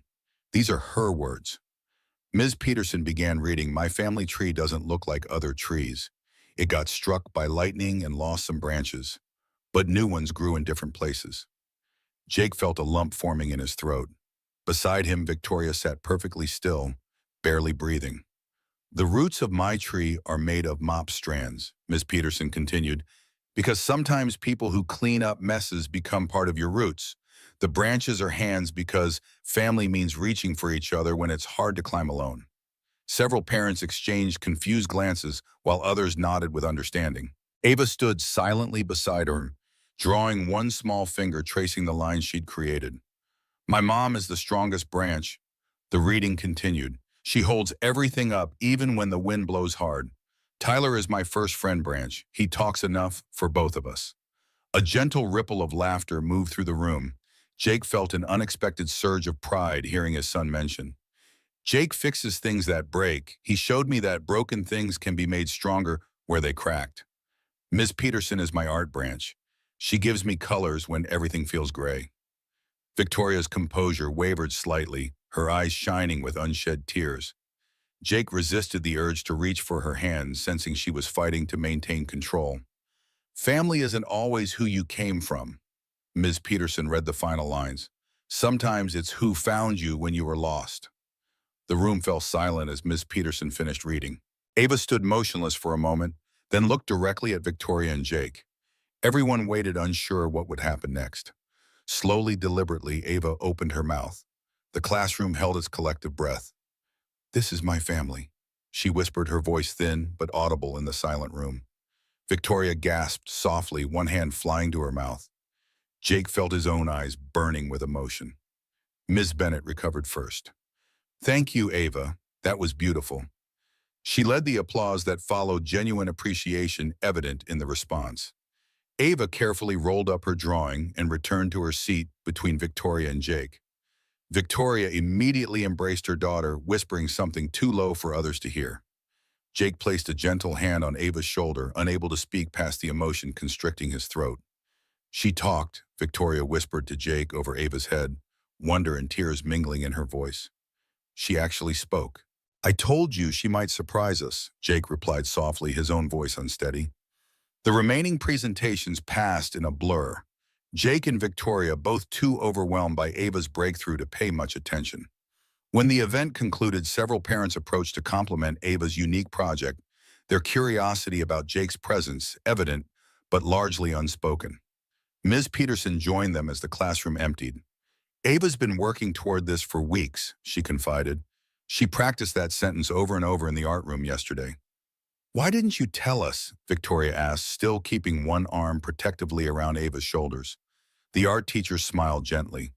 "Ava wanted it to be a surprise. She was very specific about that." Victoria looked down at her daughter with new eyes, recognizing the quiet determination that had been building beneath the silence. "You planned this whole thing, didn't you?"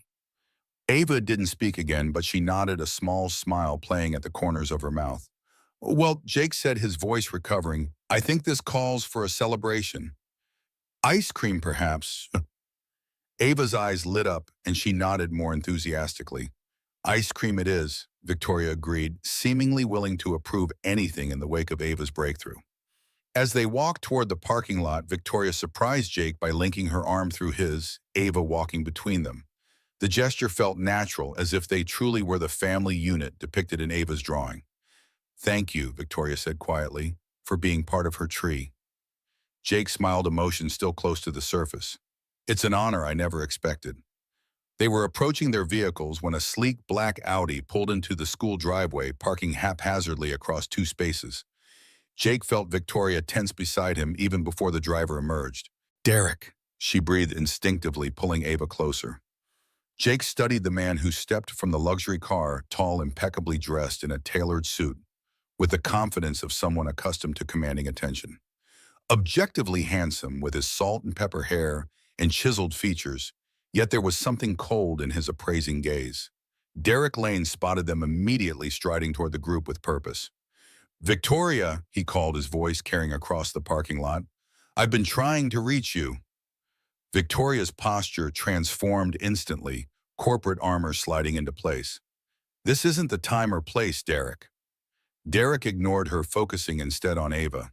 "Hello, princess. It's been a while." Ava shrank against Victoria, all trace of her earlier triumph vanishing. Jake instinctively moved slightly forward, a subtle positioning between the man and the child. Derek's gaze flicked to Jake, dismissive yet assessing. "And you are Jake Harland," he replied evenly, offering no further explanation. Derek's eyes narrowed with sudden recognition. "Harland from Engineer Corp." His laugh held no humor. "You're the whistleblower who tried to tank the Westridge project. What possible business could you have with my family?" The connection hit Jake like a physical blow. Derek Lane. Of course. The name had seemed vaguely familiar when Victoria first mentioned her ex-husband, but Jake had never made the connection to Derek Lane, the executive, who had championed the Westridge development, the very project whose safety violations Jake had reported, ultimately costing him his career. "Former family," Victoria corrected coldly. "And Mr. Harland is a trusted colleague and friend." Derek's eyebrows rose. "Friend, that's an interesting development." His gaze traveled between them with calculated insinuation. "The board will find that fascinating." "The board is perfectly aware of Mr. Harland's contributions to Lane Industries," Victoria replied, her voice razor sharp. "Now, if you'll excuse us, we're celebrating Ava's school presentation." "Ah, yes, the family tree project," Derek said, his attention returning to Ava. "I received the email notification. Thought I should make an appearance for my daughter's sake." After 14 months of absence, Victoria's incredulity was palpable. "How considerate." Derek's expression hardened. "I have a right to be involved in my daughter's life, Victoria, legal agreements notwithstanding." Jake felt Ava trembling slightly against him. Without conscious thought, he placed a protective hand on her shoulder. Derek noticed the gesture, his eyes coldening further. "I see you found a replacement model. How very efficient of you." "That's enough," Jake said quietly but firmly. "This isn't the place for this conversation." Derek regarded him with open disdain. "The janitor telling me what's appropriate. Perfect." Jake maintained his composure with effort.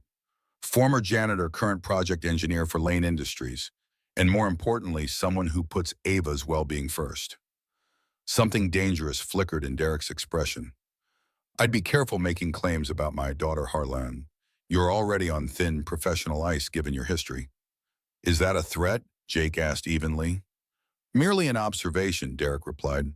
"Victoria may have temporarily forgotten your professional shortcomings, but the industry has a long memory." Victoria stepped forward, placing herself between the men. "Enough. Derek, if you want to discuss Ava, have your lawyer contact mine. Now is not the time." Derek's attention shifted back to Ava, who was pressing herself against Jake's side, face averted. "We'll talk soon, princess. Daddy's missed you." Ava's grip on Jake's hand tightened painfully. Jake recognized the silent plea and made a decision. "Ava, why don't we go wait in the car while your parents talk?" he suggested, gently offering the girl an escape. Gratitude flashed in Victoria's eyes as she nodded approval. Jake led Ava toward Victoria's Lexus, conscious of Derek's gaze burning into his back. Once they were out of earshot, Jake knelt to Ava's level. "You okay?" Ava shook her head, eyes wide with distress. It's all right to be upset, Jake assured her. Seeing your dad unexpectedly is a big surprise. Ava looked back toward where Victoria and Derek stood in tense conversation, then whispered so softly Jake barely caught the words, "He's not safe." The simple statement hit Jake with the force of a physical blow. "What do you mean, Ava?" But Ava retreated back into silence, her brief moment of speech apparently exhausted by the day's events. Jake didn't press, instead sitting quietly beside her in the car, providing the security of his presence, while Victoria concluded her confrontation with Derek. Several minutes later, Victoria approached the vehicle, her expression tightly controlled, but fury evident in every line of her body. She slid into the driver's seat, hands gripping the steering wheel, though she made no move to start the engine. "I'm sorry you had to witness that," she said finally, voice carefully modulated. "Are you okay?" Jake asked, knowing the question was inadequate. Victoria exhaled slowly. "I will be. Derek's timing has always been impeccable in the worst possible way." She turned to check on Ava, who had curled into herself in the back seat. "I'm sorry, sweetheart. I didn't know he was coming." Ava didn't respond, retreating further into the protective shell of silence that had briefly cracked earlier. "Perhaps we should postpone the celebration," Jake suggested gently.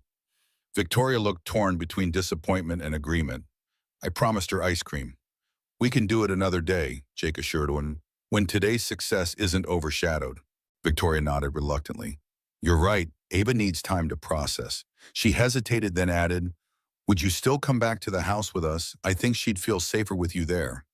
The request surprised Jake, revealing a vulnerability Victoria rarely displayed. "Of course." They drove in silence, Victoria's knuckles white on the steering wheel, Ava motionless in the back seat. Jake resisted the urge to fill the quiet with reassurances, understanding that sometimes silence was necessary to regroup. At the Lane residence, Ava immediately retreated to her room despite Victoria's gentle attempts to engage her. The door closed with quiet finality, leaving the adults standing in the hallway, concern etched on both faces. "She spoke about him," Jake said quietly once they'd moved downstairs. "Just one sentence. He's not safe." Victoria froze in the act of pouring herself a drink, amber liquid trembling at the glass's edge. "She said that those exact words." Jake nodded. "Should I be concerned about what they mean?" Victoria set down the decanter, carefully composing her thoughts. "Derek never physically harmed Ava," she clarified. "But their relationship was complicated by his expectations. He wanted a perfect, accomplished daughter to display like a trophy. When she didn't perform to his standards, his disappointment was crushing." "And with you?" Jake asked carefully. Victoria's hesitation spoke volumes. "Derek has control issues. When he felt it slipping, especially toward the end of our marriage, he became unpredictable." Jake recalled the earlier mention of an argument that became physical and felt cold anger rising again. "Has he threatened you since the divorce?" "Not explicitly," Victoria replied, sipping her drink. "His methods are more subtle, calling board members with concerns about my leadership, suggesting to clients that Lane Industries is unstable under my direction, appearing without warning at Ava's school." "Have you considered a restraining order?" Victoria laughed without humor. "Derek moves in powerful circles. Legal maneuvers would only escalate his behavior while damaging Lane Industries' reputation. Besides, he's careful to keep his actions just this side of harassment." Jake frowned, troubled by the calculation evident in Derek's approach. "What did he want today?" Victoria's expression darkened. "He claims he wants to re-establish contact with Ava, but the timing is suspicious." "How so?" "Lane Industries' quarterly report releases tomorrow. The numbers are strong, our best since the divorce. The Special Education Center project is generating positive press." Victoria swirled the liquid in her glass. "Derek hates when I succeed without him." Jake considered this connecting pieces of a puzzle he'd only partially glimpsed before. "And he recognized me." "Yes," Victoria acknowledged. "That was unexpected, although perhaps it shouldn't have been. The engineering community is relatively small." "He seemed to imply he could cause problems for my position at Lane Industries." Victoria's eyes flashed. "He can try, but I'm still CEO, and your employment is my decision." Jake appreciated her certainty but remained troubled. "What happens now?" Now, Victoria said, setting down her glass, we focus on Ava. Today was significant. She spoke publicly for the first time in over a year. We can't let Derek's appearance diminish that achievement. Jake nodded in agreement, though concern lingered. Should I check on her? Victoria hesitated, then nodded. She might respond to you. She's been in her room almost an hour. Jake climbed the stairs to the second floor where Ava's bedroom door remained firmly closed. He knocked gently. Ava, it's Jake. May I come in? No response came, but Jake thought he heard movement within. He knocked again. I just wanted to tell you how proud I am of your presentation today. Your words were beautiful and your voice was brave. After a moment, the door opened a crack. Ava stood in the gap, eyes red-rimmed but dry. There you are, Jake said softly. May I come in? Ava considered, then opened the door wider, allowing Jake to enter her sanctuary. The room was unexpected, not the princess palace he might have imagined, but a thoughtfully designed space with clean lines and creative touches. One wall was covered with a mural of a forest, while another displayed Ava's artwork in careful arrangements. Ava returned to a beanbag chair, where she'd apparently been sitting, pulling her knees to her chest in a now familiar posture. Jake settled on the floor nearby, respecting her space. Tough day, huh? Really good parts and really hard parts all mixed together. Ava nodded, studying her socks. You know, Jake continued conversationally, when my wife died, Tyler and I had days like that too. Days when something wonderful would happen, like Tyler scoring his first soccer goal, immediately followed by crushing sadness because Emily wasn't there to see it. Ava looked up, a flicker of recognition in her eyes. It's confusing when feelings get all tangled up like that, Jake acknowledged. Happy and shy and scared all jumbled together. But you know what? It's okay to feel all those things at once. Feelings are just information. They're telling you what matters to you. Ava seemed to consider this, her posture relaxing slightly. Your presentation today was amazing, Jake continued. And your voice, Ava, hearing you speak was one of the most beautiful moments I've experienced in a long time. A ghost of a smile touched Ava's lips. Your mom is so proud of you. We both are. And nothing that happened afterward changes how incredible your achievement was today. Ava uncurled slightly, reaching for a sketch pad nearby. She wrote something quickly, then turned it toward Jake. Will he make me go with him? Jake felt his heart constrict. Is that what you're worried about? Ava nodded, eyes wide with fear. Your mom won't let that happen, Jake assured her firmly. And neither will I. Ava studied him as if assessing his sincerity, then wrote another note. Promise, I promise, Jake said without hesitation. You're safe, Ava. The girl's shoulders relaxed visibly. She wrote again. Can we still get ice cream? Jake chuckled, relieved by the shift toward normalcy. I think that can be arranged. Shall we go tell your mom? Ava nodded, standing and reaching for Jake's hand with newfound trust. Together they descended to find Victoria pacing the living room, phone pressed to her ear, tension evident in every line of her body. I don't care what time it is in Tokyo, she was saying. Wake him up. This needs to be addressed before the market opens. She glanced up, noticing their arrival, and her expression softened. I have to go. Have him call me back immediately. She ended the call, focusing on Ava. Hi, sweetheart. Feeling better? Ava nodded, then held up her sketch pad where she'd written a new message. Ice cream now. Please, Victoria's laugh held genuine relief. Absolutely. Let me get my purse. As Victoria moved to retrieve her belongings, her phone rang again. She checked the display with a frown. I have to take this. It's Herbert Wilson. Jake nodded, understanding. We'll wait in the car. Once settled in the Lexus, Jake noticed Ava watching him in the rearview mirror. She held up her sketch pad again. Mom's worried about work stuff. Yes, she is, Jake confirmed, seeing no reason to shield Ava from obvious truths. Because of my dad, Jake considered how to respond appropriately. Your dad and your mom have complicated feelings about the company they built together.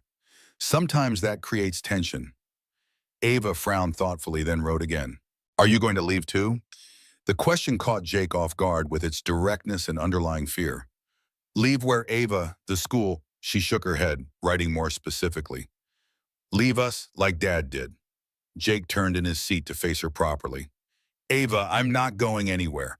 My job at Lane Industries might change someday, or Your mom and I might disagree about work things, but that doesn't change how I feel about you and Tyler being friends or my promise to keep you safe. Ava studied him with solemn eyes, then wrote one more note. Good, because you're on my tree now. The simple declaration delivered with a child's matter-of-fact certainty moved Jake deeply. And you're on mine, kiddo. Victoria emerged from the house, her expression controlled, but tension evident in her movements. She slid into the driver's seat, offering a tight smile. Sorry about that. Ice cream awaits.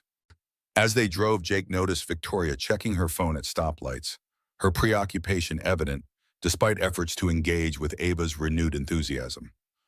Problem at work? He asked quietly when Ava was distracted by passing scenery. Victoria hesitated, then replied equally softly, Derek has called an emergency board meeting for tomorrow morning, ostensibly to discuss leadership concerns regarding the Special Education Center project. Jake frowned.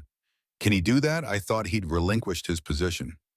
He's still a major shareholder, Victoria explained, and he's apparently convinced 3 board members that my judgment has been compromised by personal entanglements. The implication was clear. Me, Victoria nodded tersely. Herbert warned me Derek is circulating information about your history with Engineer Corp, questioning why I would hire someone with your problematic background for such a critical project. Jake absorbed this anger, mixing with resignation. I'm sorry, I should have realized he might use our connection against you. Don't apologize, Victoria said firmly. Derek is lashing out because he's losing control. The project is succeeding, Ava is improving, and Lane Industries is thriving without him. You're just a convenient target. They arrived at the ice cream parlor, temporarily setting aside corporate concerns to focus on Ava's celebration.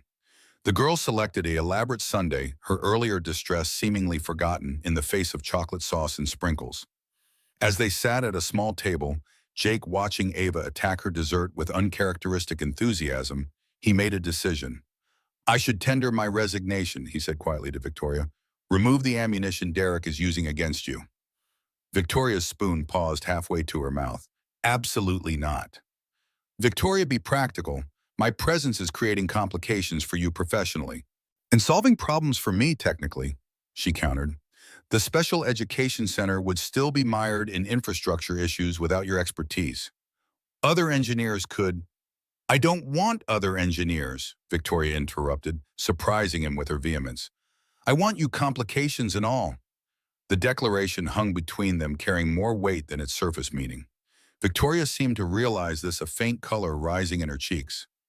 Professionally speaking, she clarified, her composure slipping momentarily. Jake nodded, accepting the qualification while sensing the undercurrent beneath it. Then we face the board together tomorrow. Victoria studied him. You'd do that knowing Derek will likely make things personal. I've faced worse, Jake said simply, and I believe in the project, in what we're building. Victoria's expression softened, gratitude evident in her eyes. Thank you. Ava looked between them curiously, clearly sensing the significance of their exchange, though not understanding its specifics. She pushed her sketchpad across the table, a new message written in chocolate-smudged letters. Are we still a family tree, even when it's stormy? Victoria read the note, meeting her daughter's questioning gaze. Yes, sweetheart. Strong tree, bend in the wind, but don't break. Jake nodded agreement. And sometimes storms help trees grow deeper roots. Ava considered this, then wrote again with determined strokes. I want to come tomorrow. Victoria frowned in confusion. Come where, Ava? To the meeting with the board people, to show them my tree. Victoria and Jake exchanged startled glances. Sweetheart, that's a business meeting, Victoria explained gently. Very boring and not appropriate for children. Ava's expression turned stubborn, a determination Jake recognized from Victoria's own countenance. She wrote rapidly. They're talking about our tree. I should be there. Jake suppressed a smile at the logic. She has a point. Victoria shot him an exasperated look. You're not helping. Actually, Jake said, an idea forming, she might be. What if Ava's progress became the focal point of the meeting rather than personnel disputes? Victoria considered this, strategic wheels visibly turning. Reframe the narrative from suspected impropriety to successful intervention. Exactly. The Special Education Center isn't just a building project, it's a manifestation of Lane Industries' commitment to children like Ava. Victoria's expression transformed as possibilities aligned in her mind. Herbert mentioned the PR team has been seeking a personal angle to highlight the project's significance. What better representative than the CEO's daughter who's directly benefiting from similar interventions? Ava watched their exchange with bright interest, clearly following the shift in momentum. She wrote again, underlining her words emphatically. I can whisper if talking is too hard. Victoria studied her daughter with new appreciation for the courage beneath the silence. Are you sure you want to do this, Ava? The board members can be intimidating. Ava nodded with surprising confidence, writing one more note. Dad is scarier than bored people. The simple truth of this observation startled a laugh from Victoria. You're right about that, she looked to Jake. What do you think too risky? Jake considered the child before them, who had already demonstrated more courage than most adults he knew. I think Ava understands what's at stake better than we're giving her credit for. And I think seeing her progress firsthand would be powerful evidence against Derek's accusations. Victoria nodded slowly, decision crystallizing. Then we present as a united front. All of us. Jake extended his hand across the table. Together. Victoria took it, her grip firm and sure. Together. Ava placed her smaller hand atop theirs, completing the connection. In that moment, Jake realized they had indeed become what Ava's drawing depicted, a unique family constellation, unconventional, yet undeniably real. As they finished their ice cream and prepared to face tomorrow's challenges, Jake reflected on how dramatically his life had changed in mere months, from janitor to engineer, from solitary parent to part of this unexpected alliance. Whatever Derek might attempt tomorrow, Jake felt certain of one thing. The roots they were forming ran deeper than corporate politics or personal vendettas. They were, as Ava had so precisely illustrated, becoming a family tree that could weather any storm. Dawn broke over the Lane residence, golden light filtering through the tall windows as Victoria moved with practiced efficiency through her morning routine. Her charcoal suit, chosen for the gravitas it conveyed in board meetings, was laid out alongside a selection of accessories that projected both authority and restraint. Every detail had been calculated for the confrontation ahead. Yet for the first time in years, Victoria found herself distracted from meticulous preparation by the sound of laughter drifting up from the kitchen below. Curious, she followed the unexpected noise to find Jake at her kitchen island, Tyler and Ava seated on stools across from him. All three were dusted with flour, a tray of misshapen muffins cooling nearby. The secret, Jake was saying as he demonstrated something with a whisk, is not to overmix. That's what makes them tough. Tyler nodded seriously while Ava watched with rapt attention, both children still in pajamas despite the early hour. Victoria paused in the doorway, struck by the domesticity of the scene.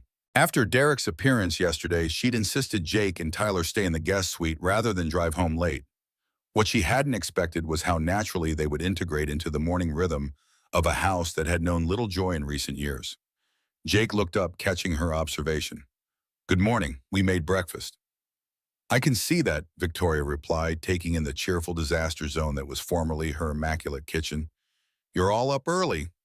Big day, Jake said simply. Figured everyone could use proper fuel. Tyler grinned proudly. I made the blueberry ones. They're kinda squished, but Dad says taste matters more than looks. A philosophy that extends to his wardrobe choices, Victoria quipped, though her tone held more affection than criticism. Jake laughed, unaffected by the jab.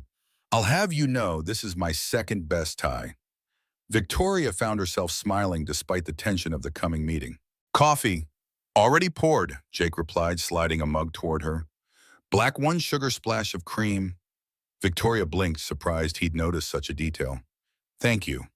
As she sipped the perfectly prepared coffee, Victoria observed Ava's relaxed interaction with Tyler, the two children communicating through a combination of words from Tyler and gestures or written notes from Ava. Her daughter seemed more animated than Victoria had seen in months, the fear from yesterday's encounter with Derek temporarily forgotten in the simple pleasure of making breakfast. Ava, Victoria said carefully, are you sure about today? About coming to the board meeting? Ava looked up, momentary hesitation crossing her features before she nodded firmly, reaching for her ever-present sketch pad. I want to help. It might be uncomfortable, Victoria warned. Your father will be there. Ava's expression tightened, but she wrote again with determination. Jake and Tyler will be there too. Victoria glanced at Jake, who nodded confirmation. We discussed it last night. Tyler will wait in your office with Rebecca during the actual meeting, but we thought having him there in the building would help Ava feel more secure. Victoria felt a complex mix of emotions, gratitude for this support mingled with an unfamiliar sensation of sharing parental decisions. It wasn't unwelcome, merely unprecedented. That's very thoughtful, she acknowledged. The meeting starts at 9. We should leave by 8 to avoid traffic. Jake checked his watch. Which means you two need to get dressed, he told the children. Tyler, your clothes are laid out in the guest room. Ava, we'll see you back down here in 15 minutes. The children hurried off, leaving the adults alone in the flour-dusted kitchen. Victoria sipped her coffee, studying Jake over the rim of her mug. You're good with them, she observed. Jake shrugged, wiping down the countertop. Kids appreciate authenticity. They know when adults are being real with them. Is that what I've been doing wrong? The question slipped out before Victoria could censor it, revealing an insecurity she rarely acknowledged. Jake paused, considering her with unexpected gentleness. You haven't done anything wrong, Victoria. You've been surviving, keeping your company afloat, protecting Ava from further trauma, holding everything together through sheer force of will. His perception was uncomfortably accurate. But survival mode doesn't leave much room for pancake disasters and blueberry muffins, he said simply, for the messy parts of life that sometimes matter most. Victoria absorbed this, recognizing the truth in his words. I don't know how to do both. You don't have to figure it out alone, Jake replied, the offer implicit but clear. Their eyes met across the kitchen island, a moment of connection that transcended their professional relationship or even their shared concern for Ava. Something new was forming between them, tentative yet undeniable. The moment was broken by Tyler's return, proudly sporting his one dress shirt and clip-on tie. I'm ready for the big meeting. Victoria smiled, the tension dissipating. Very professional, Tyler. The board will be impressed. As they prepared to leave, Victoria noticed Jake had brought a garment bag downstairs. I hope you don't mind, he said, noticing her questioning look. I asked Rebecca to have something delivered this morning. He unzipped the bag to reveal a well-tailored charcoal suit that, while not designer quality, represented a significant upgrade from his usual attire. Consider it armor for the battlefield, he explained with a self-deprecating smile. Thought I should at least look the part today. Victoria nodded approval. The board respects visual cues of competence, however superficial that may be. I'll change at the office, Jake said, gathering the garment bag. Figured flower and three-piece suits don't mix well. As they loaded into Victoria's Lexus, Jake insisting on driving while she reviewed her presentation notes, Victoria found herself studying his profile with new appreciation. Jake Harlan was unlike anyone in her carefully curated corporate world, direct, where others were calculating, genuine where others wore masks. He had nothing in common with the polished, ambitious men she typically encountered, yet she found his straightforward integrity increasingly compelling. Perhaps, she reflected as they navigated morning traffic, that was precisely why. Lane Industries' executive floor buzzed with unusual energy as news of the emergency board meeting spread among the staff. Victoria strode through with practiced confidence, Jake beside her carrying in his garment bag, the children following closely. Heads turned at this unprecedented family procession, whispers trailing in their wake. Rebecca met them at Victoria's office, professional as always, despite her evident curiosity about the children. The board members have arrived, she reported. They're in the conference room with coffee and pastries. Mr. Lane arrived 10 minutes ago and is speaking privately with Mr. Wilson and Mr. Atkins. Victoria nodded, unsurprised that Derek was already courting his allies. Thank you, Rebecca. This is Tyler, Jake's son. Would you mind if he stays here with you during the meeting? Perhaps you could show him how the 3D building models work on the display table? Rebecca smiled warmly at Tyler. I'd be delighted. We also have a virtual reality tour of the Special Education Center if you'd like to see what your dad's been working on. Tyler's eyes widened with excitement. Awesome! With Tyler settled, Jake excused himself to change while Victoria reviewed her presentation materials with Ava. The girl remained quiet but attentive, carefully arranging her family tree drawing and the accompanying notes she'd prepared. When Jake returned, Victoria did a double take. The transformation was subtle but effective. The well-cut suit emphasized his height and natural athleticism, while a crisp blue shirt and patterned tie lent him an air of professional authority. He'd even trimmed his hair, though it retained its slight wave. "Will I pass inspection?" he asked, noticing her appraisal. "More than adequately," Victoria replied, maintaining her composure despite her appreciation. "Are we ready?" Jake knelt to Ava's level. "Remember, you only need to show your drawing if you feel comfortable. Victoria and I will handle the talking parts. And if you want to leave at any time, just squeeze my hand twice. Deal?" Ava nodded, clutching her rolled-up drawing against her chest. Victoria felt a surge of protective love watching her daughter's courage. "Let's go." The main conference room occupied the corner of the executive floor, its glass walls offering panoramic views of the city skyline. Inside, 10 board members were seated around the polished table conversation, ceasing abruptly as Victoria entered with Jake and Ava. Derek stood at the far end, impeccable in a designer suit that probably cost more than Jake's monthly salary. His expression flickered with momentary surprise at seeing Ava, quickly masked by a practiced smile. "Victoria," he greeted smoothly, "I didn't realize this was Bring Your Family to Work Day." "Ava has a personal stake in today's discussion," Victoria replied evenly, "as the Special Education Center project directly impacts children like her." Herbert Wilson raised his eyebrows. "Mrs. Lane, while we appreciate family involvement, board meetings typically maintain certain protocols. My daughter has prepared materials relevant to the project's significance," Victoria interrupted firmly. "I believe the board will find her perspective illuminating." Jake guided Ava to seats halfway down the table, positioning himself protectively between her and Derek. Victoria took her place at the head of the table opposite her ex-husband. "Now that we're all here," Derek began, "I've called this emergency session to address concerning developments regarding the Special Education Center project, specifically questions of proper vetting for key personnel and potential conflicts of interest."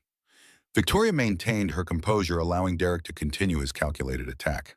"It has come to my attention," he proceeded, "that Victoria has hired an individual with a problematic professional history to oversee critical infrastructure aspects of our highest-profile current project." Derek tapped his tablet, and the wall screen displayed Jake's employment file alongside news clippings about the Engineer Corp whistleblowing incident.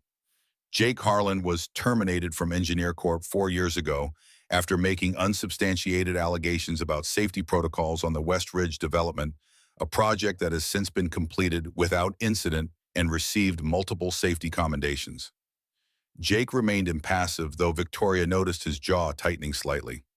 "Following his dismissal," Derek continued, "Mr. Harlan disappeared from the engineering profession entirely, only to resurface as," he paused for effect, "a janitor at Maplewood Elementary School, a position he held until Victoria inexplicably hired him as lead engineer on our $20 million flagship project." Murmurs rippled around the table as board members exchanged glances. Herbert Wilson studied Jake with newfound scrutiny. "The question before this board," Derek concluded, "is whether Victoria's judgment has been compromised by personal factors, potentially putting Lane Industries at significant risk." Victoria allowed the charged silence to linger before responding. When she spoke, her voice was measured and confident. "Thank you, Derek, for that colorful characterization of our hiring decisions. Now allow me to present the facts."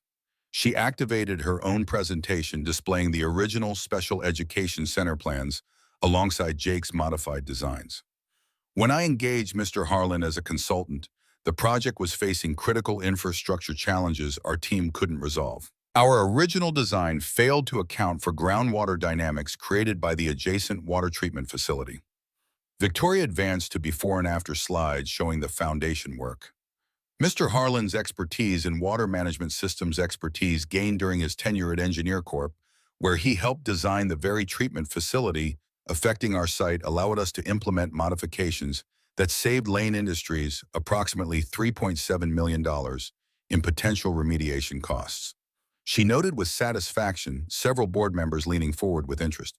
"As for Mr. Harlan's employment gap, I see it not as a liability, but as evidence of his character. When faced with personal tragedy, the loss of his wife to cancer, he prioritized his son's well-being over career advancement, taking employment that offered the flexibility a single parent required. Victoria's gaze swept the room, meeting each board member's eyes directly. Lane Industries has always maintained that we value innovation, integrity, and results. Mr. Harlan has demonstrated all three. The Special Education Center project is now ahead of schedule and under budget, largely due to his contributions. Derek's expression hardened as he sensed the shift in the room's energy. The financial benefits don't negate the irregular hiring process or the potential reputational risk. Harlan made very public accusations against established industry practices. Accusations that were later validated by independent audits. Jake interjected, calmly speaking for the first time, though Engineer Corp buried those findings in settlement agreements. Derek's eyes narrowed. You signed a non-disclosure agreement as part of your separation package, Harlan. I'd be careful about making further allegations. I signed an agreement not to discuss specific technical violations, Jake corrected. Nothing preventing me from stating the documented fact that 3 separate engineering firms subsequently modified their practices to align with the concerns I raised. Victoria suppressed a smile at Jake's composed rebuttal. He'd clearly come prepared. Gentlemen, she redirected, while this history is fascinating, it distracts from the true purpose of the Special Education Center project, which is why I've asked someone with first-hand experience to share her perspective. Victoria nodded encouragingly to Ava, who hesitated momentarily before unrolling her drawing on the table. Jake helped her secure the corners, then stepped back. This is my daughter Ava's family tree project, Victoria explained, her voice softening. Created for her school presentation yesterday, where she spoke publicly for the first time in 14 months. The significance of this statement wasn't lost on the board members, several of whom were aware of Ava's selective mutism following the divorce. Ava has been receiving specialized support through Maplewood's arts program, exactly the type of intervention our center will provide to hundreds of children. With her permission, I'd like to share what she wrote about her experience. Victoria looked to Ava for final confirmation. The girl nodded, sliding her notes forward. Reading from Ava's carefully printed words, Victoria continued. Sometimes people get hurt inside where nobody can see. When that happens, regular school gets really hard. Art helped me when words wouldn't come out. The Special Education Center will help kids like me find their voices again. The conference room fell silent as the simple, powerful testimony resonated among even the most skeptical board members. Herbert Wilson removed his glasses, clearly moved by the child's perspective. Derek, sensing the emotional tide turning against him, attempted to regain control. While this is certainly touching, it hardly addresses the procedural concerns. I believe it addresses the fundamental purpose of Lane Industries. Herbert interrupted, surprising everyone by challenging Derek directly. Victoria, you mentioned Ava spoke at her presentation yesterday. That's remarkable progress. Victoria nodded, squeezing Ava's shoulder gently. Yes, after months of specialized intervention, similar to what our center will provide. And Mr. Harlan's involvement with this intervention? Herbert inquired. Jake shifted uncomfortably as attention turned to him. I simply provided a consistent, supportive presence while Ava worked through the art therapy program. Any credit belongs to the teachers and to Ava herself. Ava tugged at Jake's sleeve, then pointed deliberately at her drawing, specifically at the section where she'd illustrated Jake fixing broken things and making them stronger. Ava would like to add something, Jake translated, understanding her silent communication. To everyone's surprise, Ava stood, took a deep breath, and whispered just loudly enough for the room to hear, "He made it safe to talk again." The simple declaration hung in the air, powerful in its authenticity. Victoria felt tears threatening, but maintained her composure through sheer professional discipline. Several board members nodded appreciatively, clearly affected by the child's courage. Derek, however, was not so easily swayed. His expression darkened as he recognized his strategic advantage slipping away. This emotional display is precisely my concern, he argued, voice hardening. Victoria is allowing personal attachments to influence business decisions. Harlan may have helped Ava, but that doesn't qualify him to oversee a multi-million-dollar project. His background is exactly what the project needed, Victoria countered, as demonstrated by the measurable results in your board packets. The question isn't whether my judgment was sound in hiring Mr. Harlan. The financial and technical outcomes prove it was. The real question is why you're so determined to undermine a successful project that helps children like your daughter. Derek's face flushed with barely controlled anger. Don't question my concern for Ava. Your concern was conspicuously absent for 14 months, Victoria replied coolly, until yesterday when you appeared unannounced at her school presentation. I have every right to be involved in my daughter's life. Rights you chose not to exercise until it became convenient leverage. Victoria observed her calm demeanor contrasting sharply with Derek's growing agitation. Ava shrank back in her chair, distressed by the escalating conflict.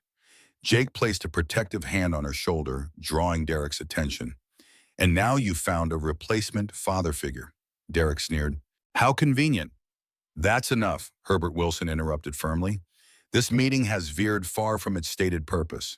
Derek, if you have legitimate concerns about project management, present them without personal attacks. Derek composed himself with visible effort. My concerns are legitimate. Harlan lacks the current industry credentials this project requires. His employment at Lane Industries creates potential liability issues, given his history of corporate whistleblowing, and his personal involvement with Victoria and Ava represents a clear conflict of interest. If I may address those points, Jake said, his voice steady despite the provocation. My engineering license remains active and in good standing. My whistleblowing, as you call it, demonstrated a commitment to safety over expediency, a value I believe serves Lane Industries well. As for my personal involvement, Jake glanced at Victoria, silently seeking permission to continue. She nodded slightly. I was hired for my technical expertise, Jake continued. The fact that I subsequently developed a friendship with Mrs. Lane and her daughter is incidental to my professional contributions. That said, I'm not naive about appearances.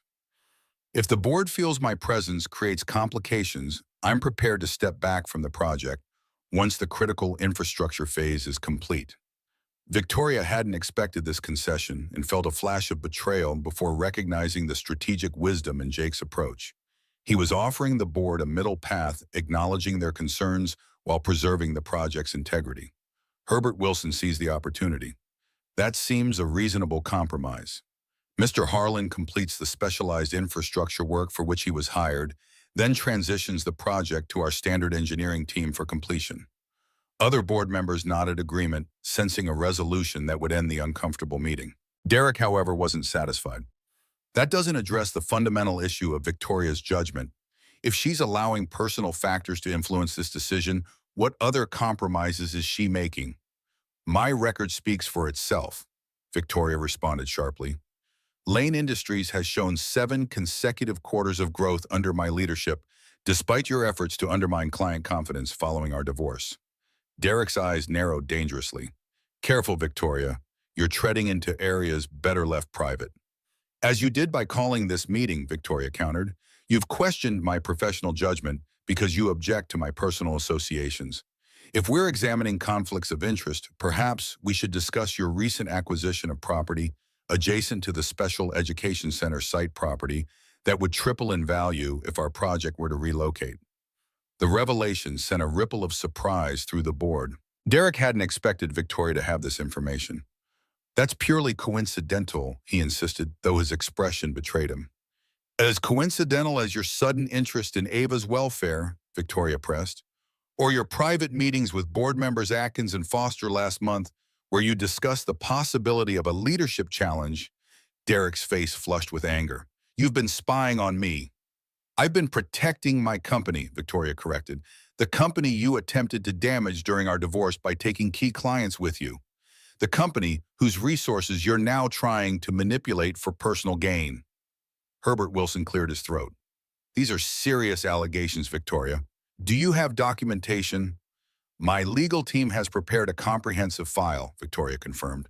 I hadn't planned to present it today, hoping we could focus on the project's merits rather than personal vendettas. But if necessary, I'm prepared to formally request an ethics investigation.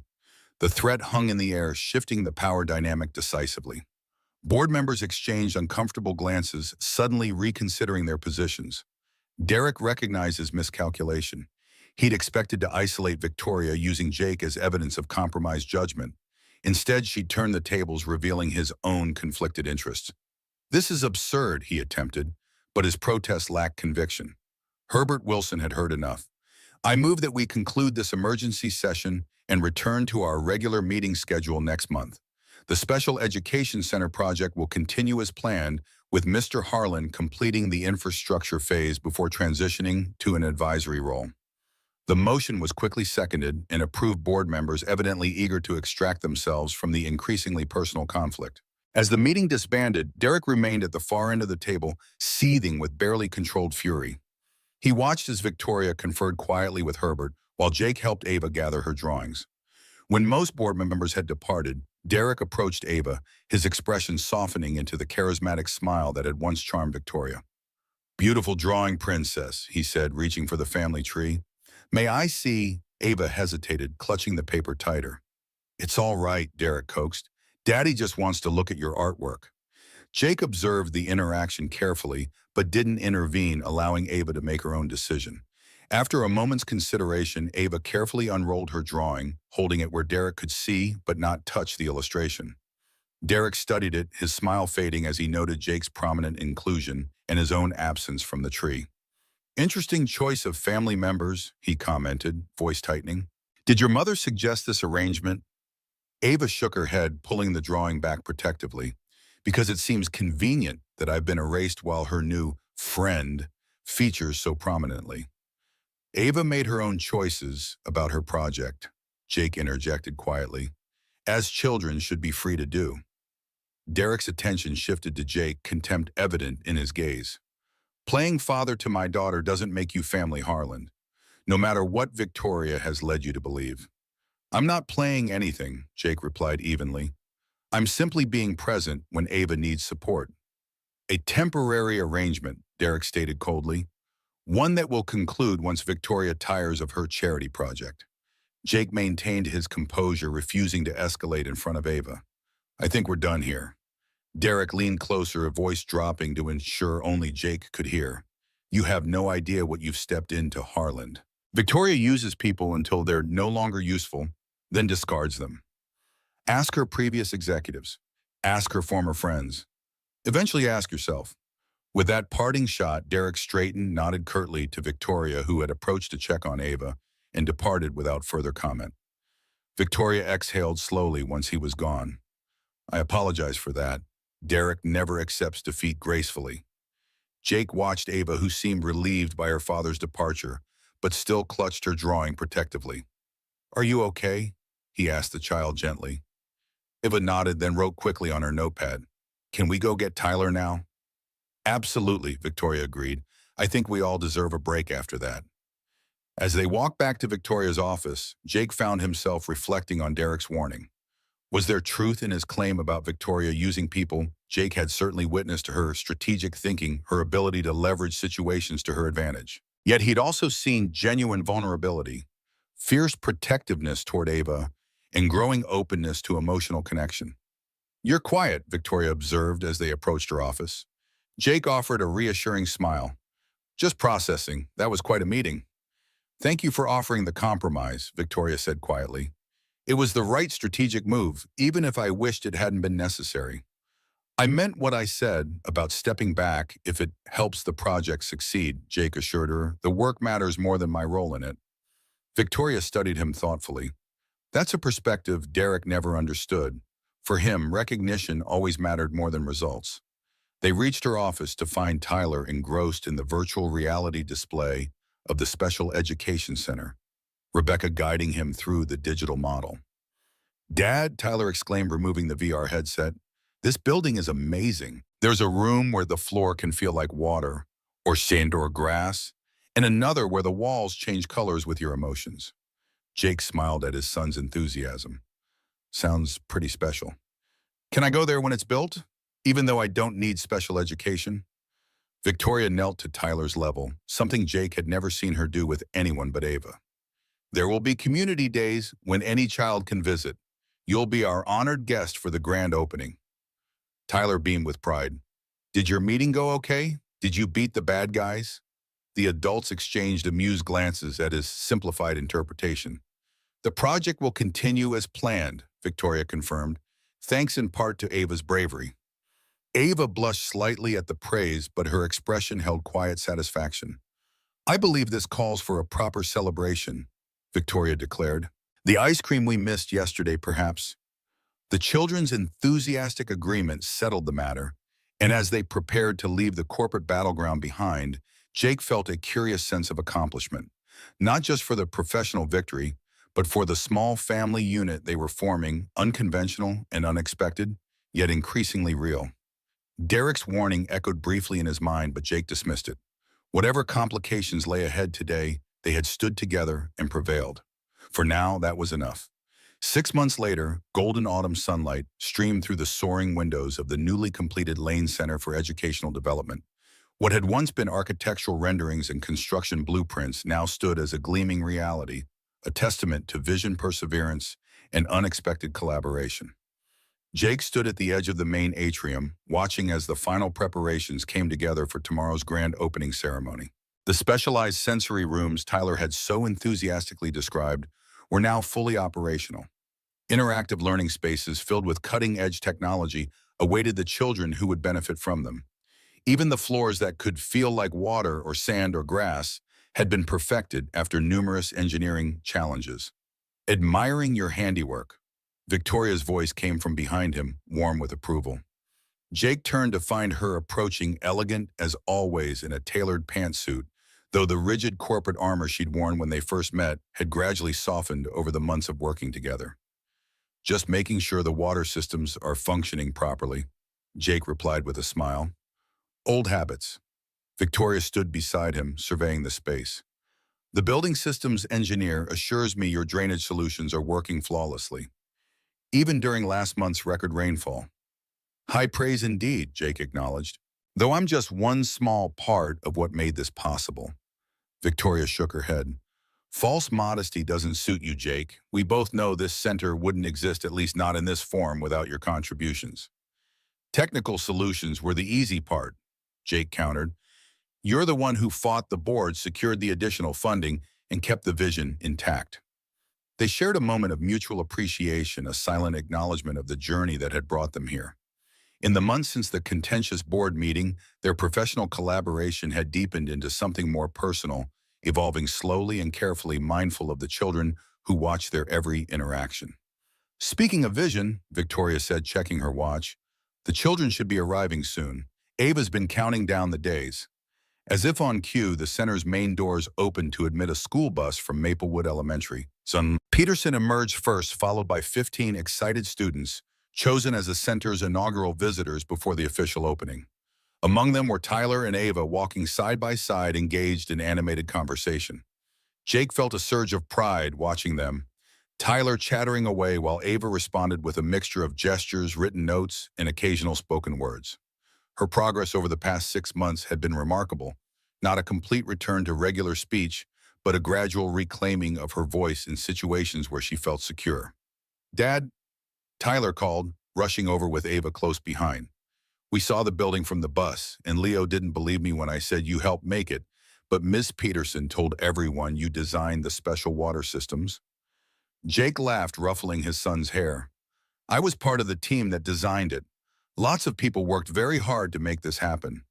Ava approached Victoria, pulling a small notebook from her pocket.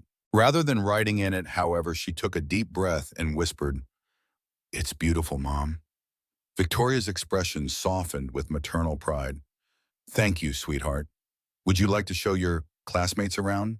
You've seen the plan often enough. Ava nodded eagerly, turning to rejoin the group where Ms. Peterson was organizing them for the tour. She's doing so well, Jake observed as they watched the children gather. Victoria nodded, a mixture of emotions playing across her features. The therapist says her selective speech is increasing steadily. She may always be more reserved than other children, but the trauma response is diminishing. And no further complications with Derek, Jake asked cautiously. Victoria's expression tightened slightly at the mention of her ex-husband. His attorney still sends the occasional threatening letter about visitation rights, but it's mostly posturing. After the board meeting debacle and the ethics investigation that followed, Derek seems to have decided that distance serves his interests better than confrontation. Jake nodded, relieved that Derek's disruptive presence had faded from their lives, though he remained wary of the man's unpredictable nature. The board's ethics investigation had revealed Derek's attempts to manipulate Lane Industries' projects for personal gain, resulting in a formal censure and his removal from several key committees. His influence had waned considerably, though he retained his shareholder status. "Well," Jake said, deliberately lightening the tone, "shall we join the tour? I'm curious to see how the sensory rooms turned out after all those design revisions." Victoria slipped her hand into his as they followed the school group, a small gesture that still sent a pleasant warmth through Jake's chest. Their relationship had evolved with careful deliberation, both acutely aware of the children watching their every move. What had begun as professional respect had deepened through shared challenges and quiet moments, eventually blossoming into something neither had expected to find again. The tour progressed through the center's innovative spaces, each designed to support children with different learning needs. Ms. Peterson expertly explained how the various features would help students who struggled in traditional classroom settings, while the Maplewood children tested interactive displays with enthusiastic curiosity. In the central courtyard, a tranquil garden space designed for outdoor therapy sessions, the group paused for a scheduled break. Jake found himself standing beside Ms. Peterson as they watched Tyler demonstrating the musical water feature to several classmates. "You know," the art teacher said thoughtfully, "when Ava first came to Maplewood, I would never have imagined this outcome. Not just the building impressive as it is, but her transformation." Jake nodded, watching as Ava carefully explained a sensory path to a shy classmate using a mixture of whispered words and gestures. "Children are remarkably resilient when they feel safe." "It wasn't just safety she needed," Ms. Peterson observed. "It was belonging. Your family gave her that." The word family still gave Jake pause, not unpleasantly, but with a sense of wonder at how life had unfolded. From janitor to engineer was a professional journey he might have eventually imagined. From single father to part of this blended unit was a personal transformation he never could have predicted. The tour concluded in the main atrium where refreshments had been arranged for the visitors. As the children enjoyed cookies and juice, Jake found himself contemplating the architectural symbolism of the space, how the soaring ceilings and abundant natural light created a sense of possibility and hope. Victoria joined him, coffee cup in hand. "Penny, for your thoughts." "Just appreciating the journey," Jake replied. "From fixing a broken pipe in the art room to this." He gestured to encompass not just the building, but the children, their growing family unit, everything that had changed. Victoria smiled, understanding his meaning. "A rather extraordinary path, wouldn't you say?" "Extraordinary indeed," Jake agreed. "Though I still maintain that broken pipe was a blessing in disguise.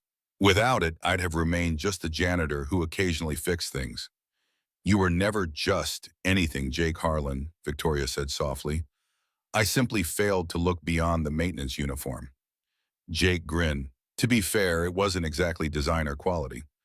Their comfortable banter was interrupted by Tyler and Ava approaching with excited expressions. "Mom, Dad." Ava called out her use of dad when addressing Jake, still new enough to send a surge of emotion through him.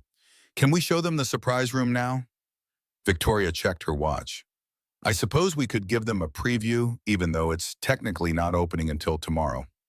The surprise room had been a late addition to the center's design, a specialized art therapy space that combined traditional media with interactive technology. Victoria had insisted on its inclusion after seeing how profoundly art therapy had helped Ava, and Jake had worked closely with the designers to ensure it incorporated elements that would appeal to children with different sensory needs. Ms. Peterson gathered her students, following Victoria and Jake down a corridor to a set of double doors emblazoned with a colorful mosaic. Behind these doors, Victoria explained to the eager children, is a very special place where art and technology work together to help express feelings that might be hard to put into words. She opened the doors to reveal a spacious studio filled with natural light. Traditional art stations with paints, clay, and drawing materials occupied one side, while interactive digital canvases lined the other. The centerpiece was a circular platform where children's artwork could be scanned and transformed into immersive three-dimensional experiences. As the children gasped and surged forward to explore, Jake noticed a plaque beside the entrance that he hadn't seen before. He moved closer to read the inscription, "The Ava Lane Art Therapy Studio, where silence finds expression and healing begins." Below the text was an engraved reproduction of Ava's family tree, drawing the one that had started everything. Jake felt a lump form in his throat. When did you add this? Victoria smiled softly. Last week. The board unanimously approved naming the studio after Ava in recognition of how her journey inspired the entire project. Across the room, Ava had discovered the plaque as well. Her eyes widened in surprise, then filled with tears of joy as she realized the significance of the honor. She turned to look at Victoria and Jake, her expression conveying everything words couldn't. Ms. Peterson guided her students through the various stations, explaining how each feature could help express different emotions. Jake watched as Tyler proudly showed his classmates the interactive floor projection that responded to movement, clearly enjoying his insider knowledge of the center's features.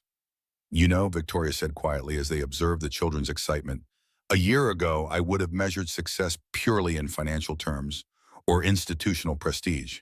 I never imagined my greatest achievement would be measured in children's smiles and my daughter finding her voice again. Jake nodded, understanding completely. Life has a way of redefining our metrics when we least expect it. As the visit concluded and the students reluctantly prepared to return to school, Jake found himself standing in the atrium with Victoria watching as Tyler and Ava said goodbye to their classmates. Tomorrow's grand opening would bring dignitaries, media coverage, and corporate recognition, all the external validation that such projects typically sought. Yet somehow this quieter moment felt like the true culmination of their work. Will you and Tyler be staying for dinner tonight? Victoria asked as the school bus departed. Ava's been asking all week. We wouldn't miss it, Jake replied. Though I should warn you, Tyler has been experimenting with a new chocolate chip cookie recipe he's determined to perfect before your birthday next month. Victoria laughed. So I should expect flour everywhere. Probably on the ceiling too, Jake admitted with a grin. The boy is enthusiastic, but still working on his spatial awareness when it comes to electric mixers. Their easy domestic banter felt natural now the rhythm of their lives increasingly intertwined over the past months. What had begun as professional collaboration had evolved through friendship into a relationship neither had been seeking, but both now treasured. As they walked toward the parking lot, Ava and Tyler running ahead, engaged in some private game, Jake reflected on the unlikely path that had brought them here. From cleaning floors to designing drainage systems, from lonely single parenthood to this unconventional family unit, each step had seemed small in the moment, yet the journey had transformed them all. What are you thinking about? Victoria asked, noticing his contemplative expression.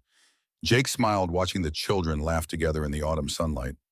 Just that some of the most beautiful things grow from unexpected places, like a family tree with roots made of mop strands. Victoria squeezed his hand, understanding perfectly, and branches made of reaching hands. Together they walked toward their waiting children, toward the future they were building, not just of concrete and steel, but of trust, healing, and love.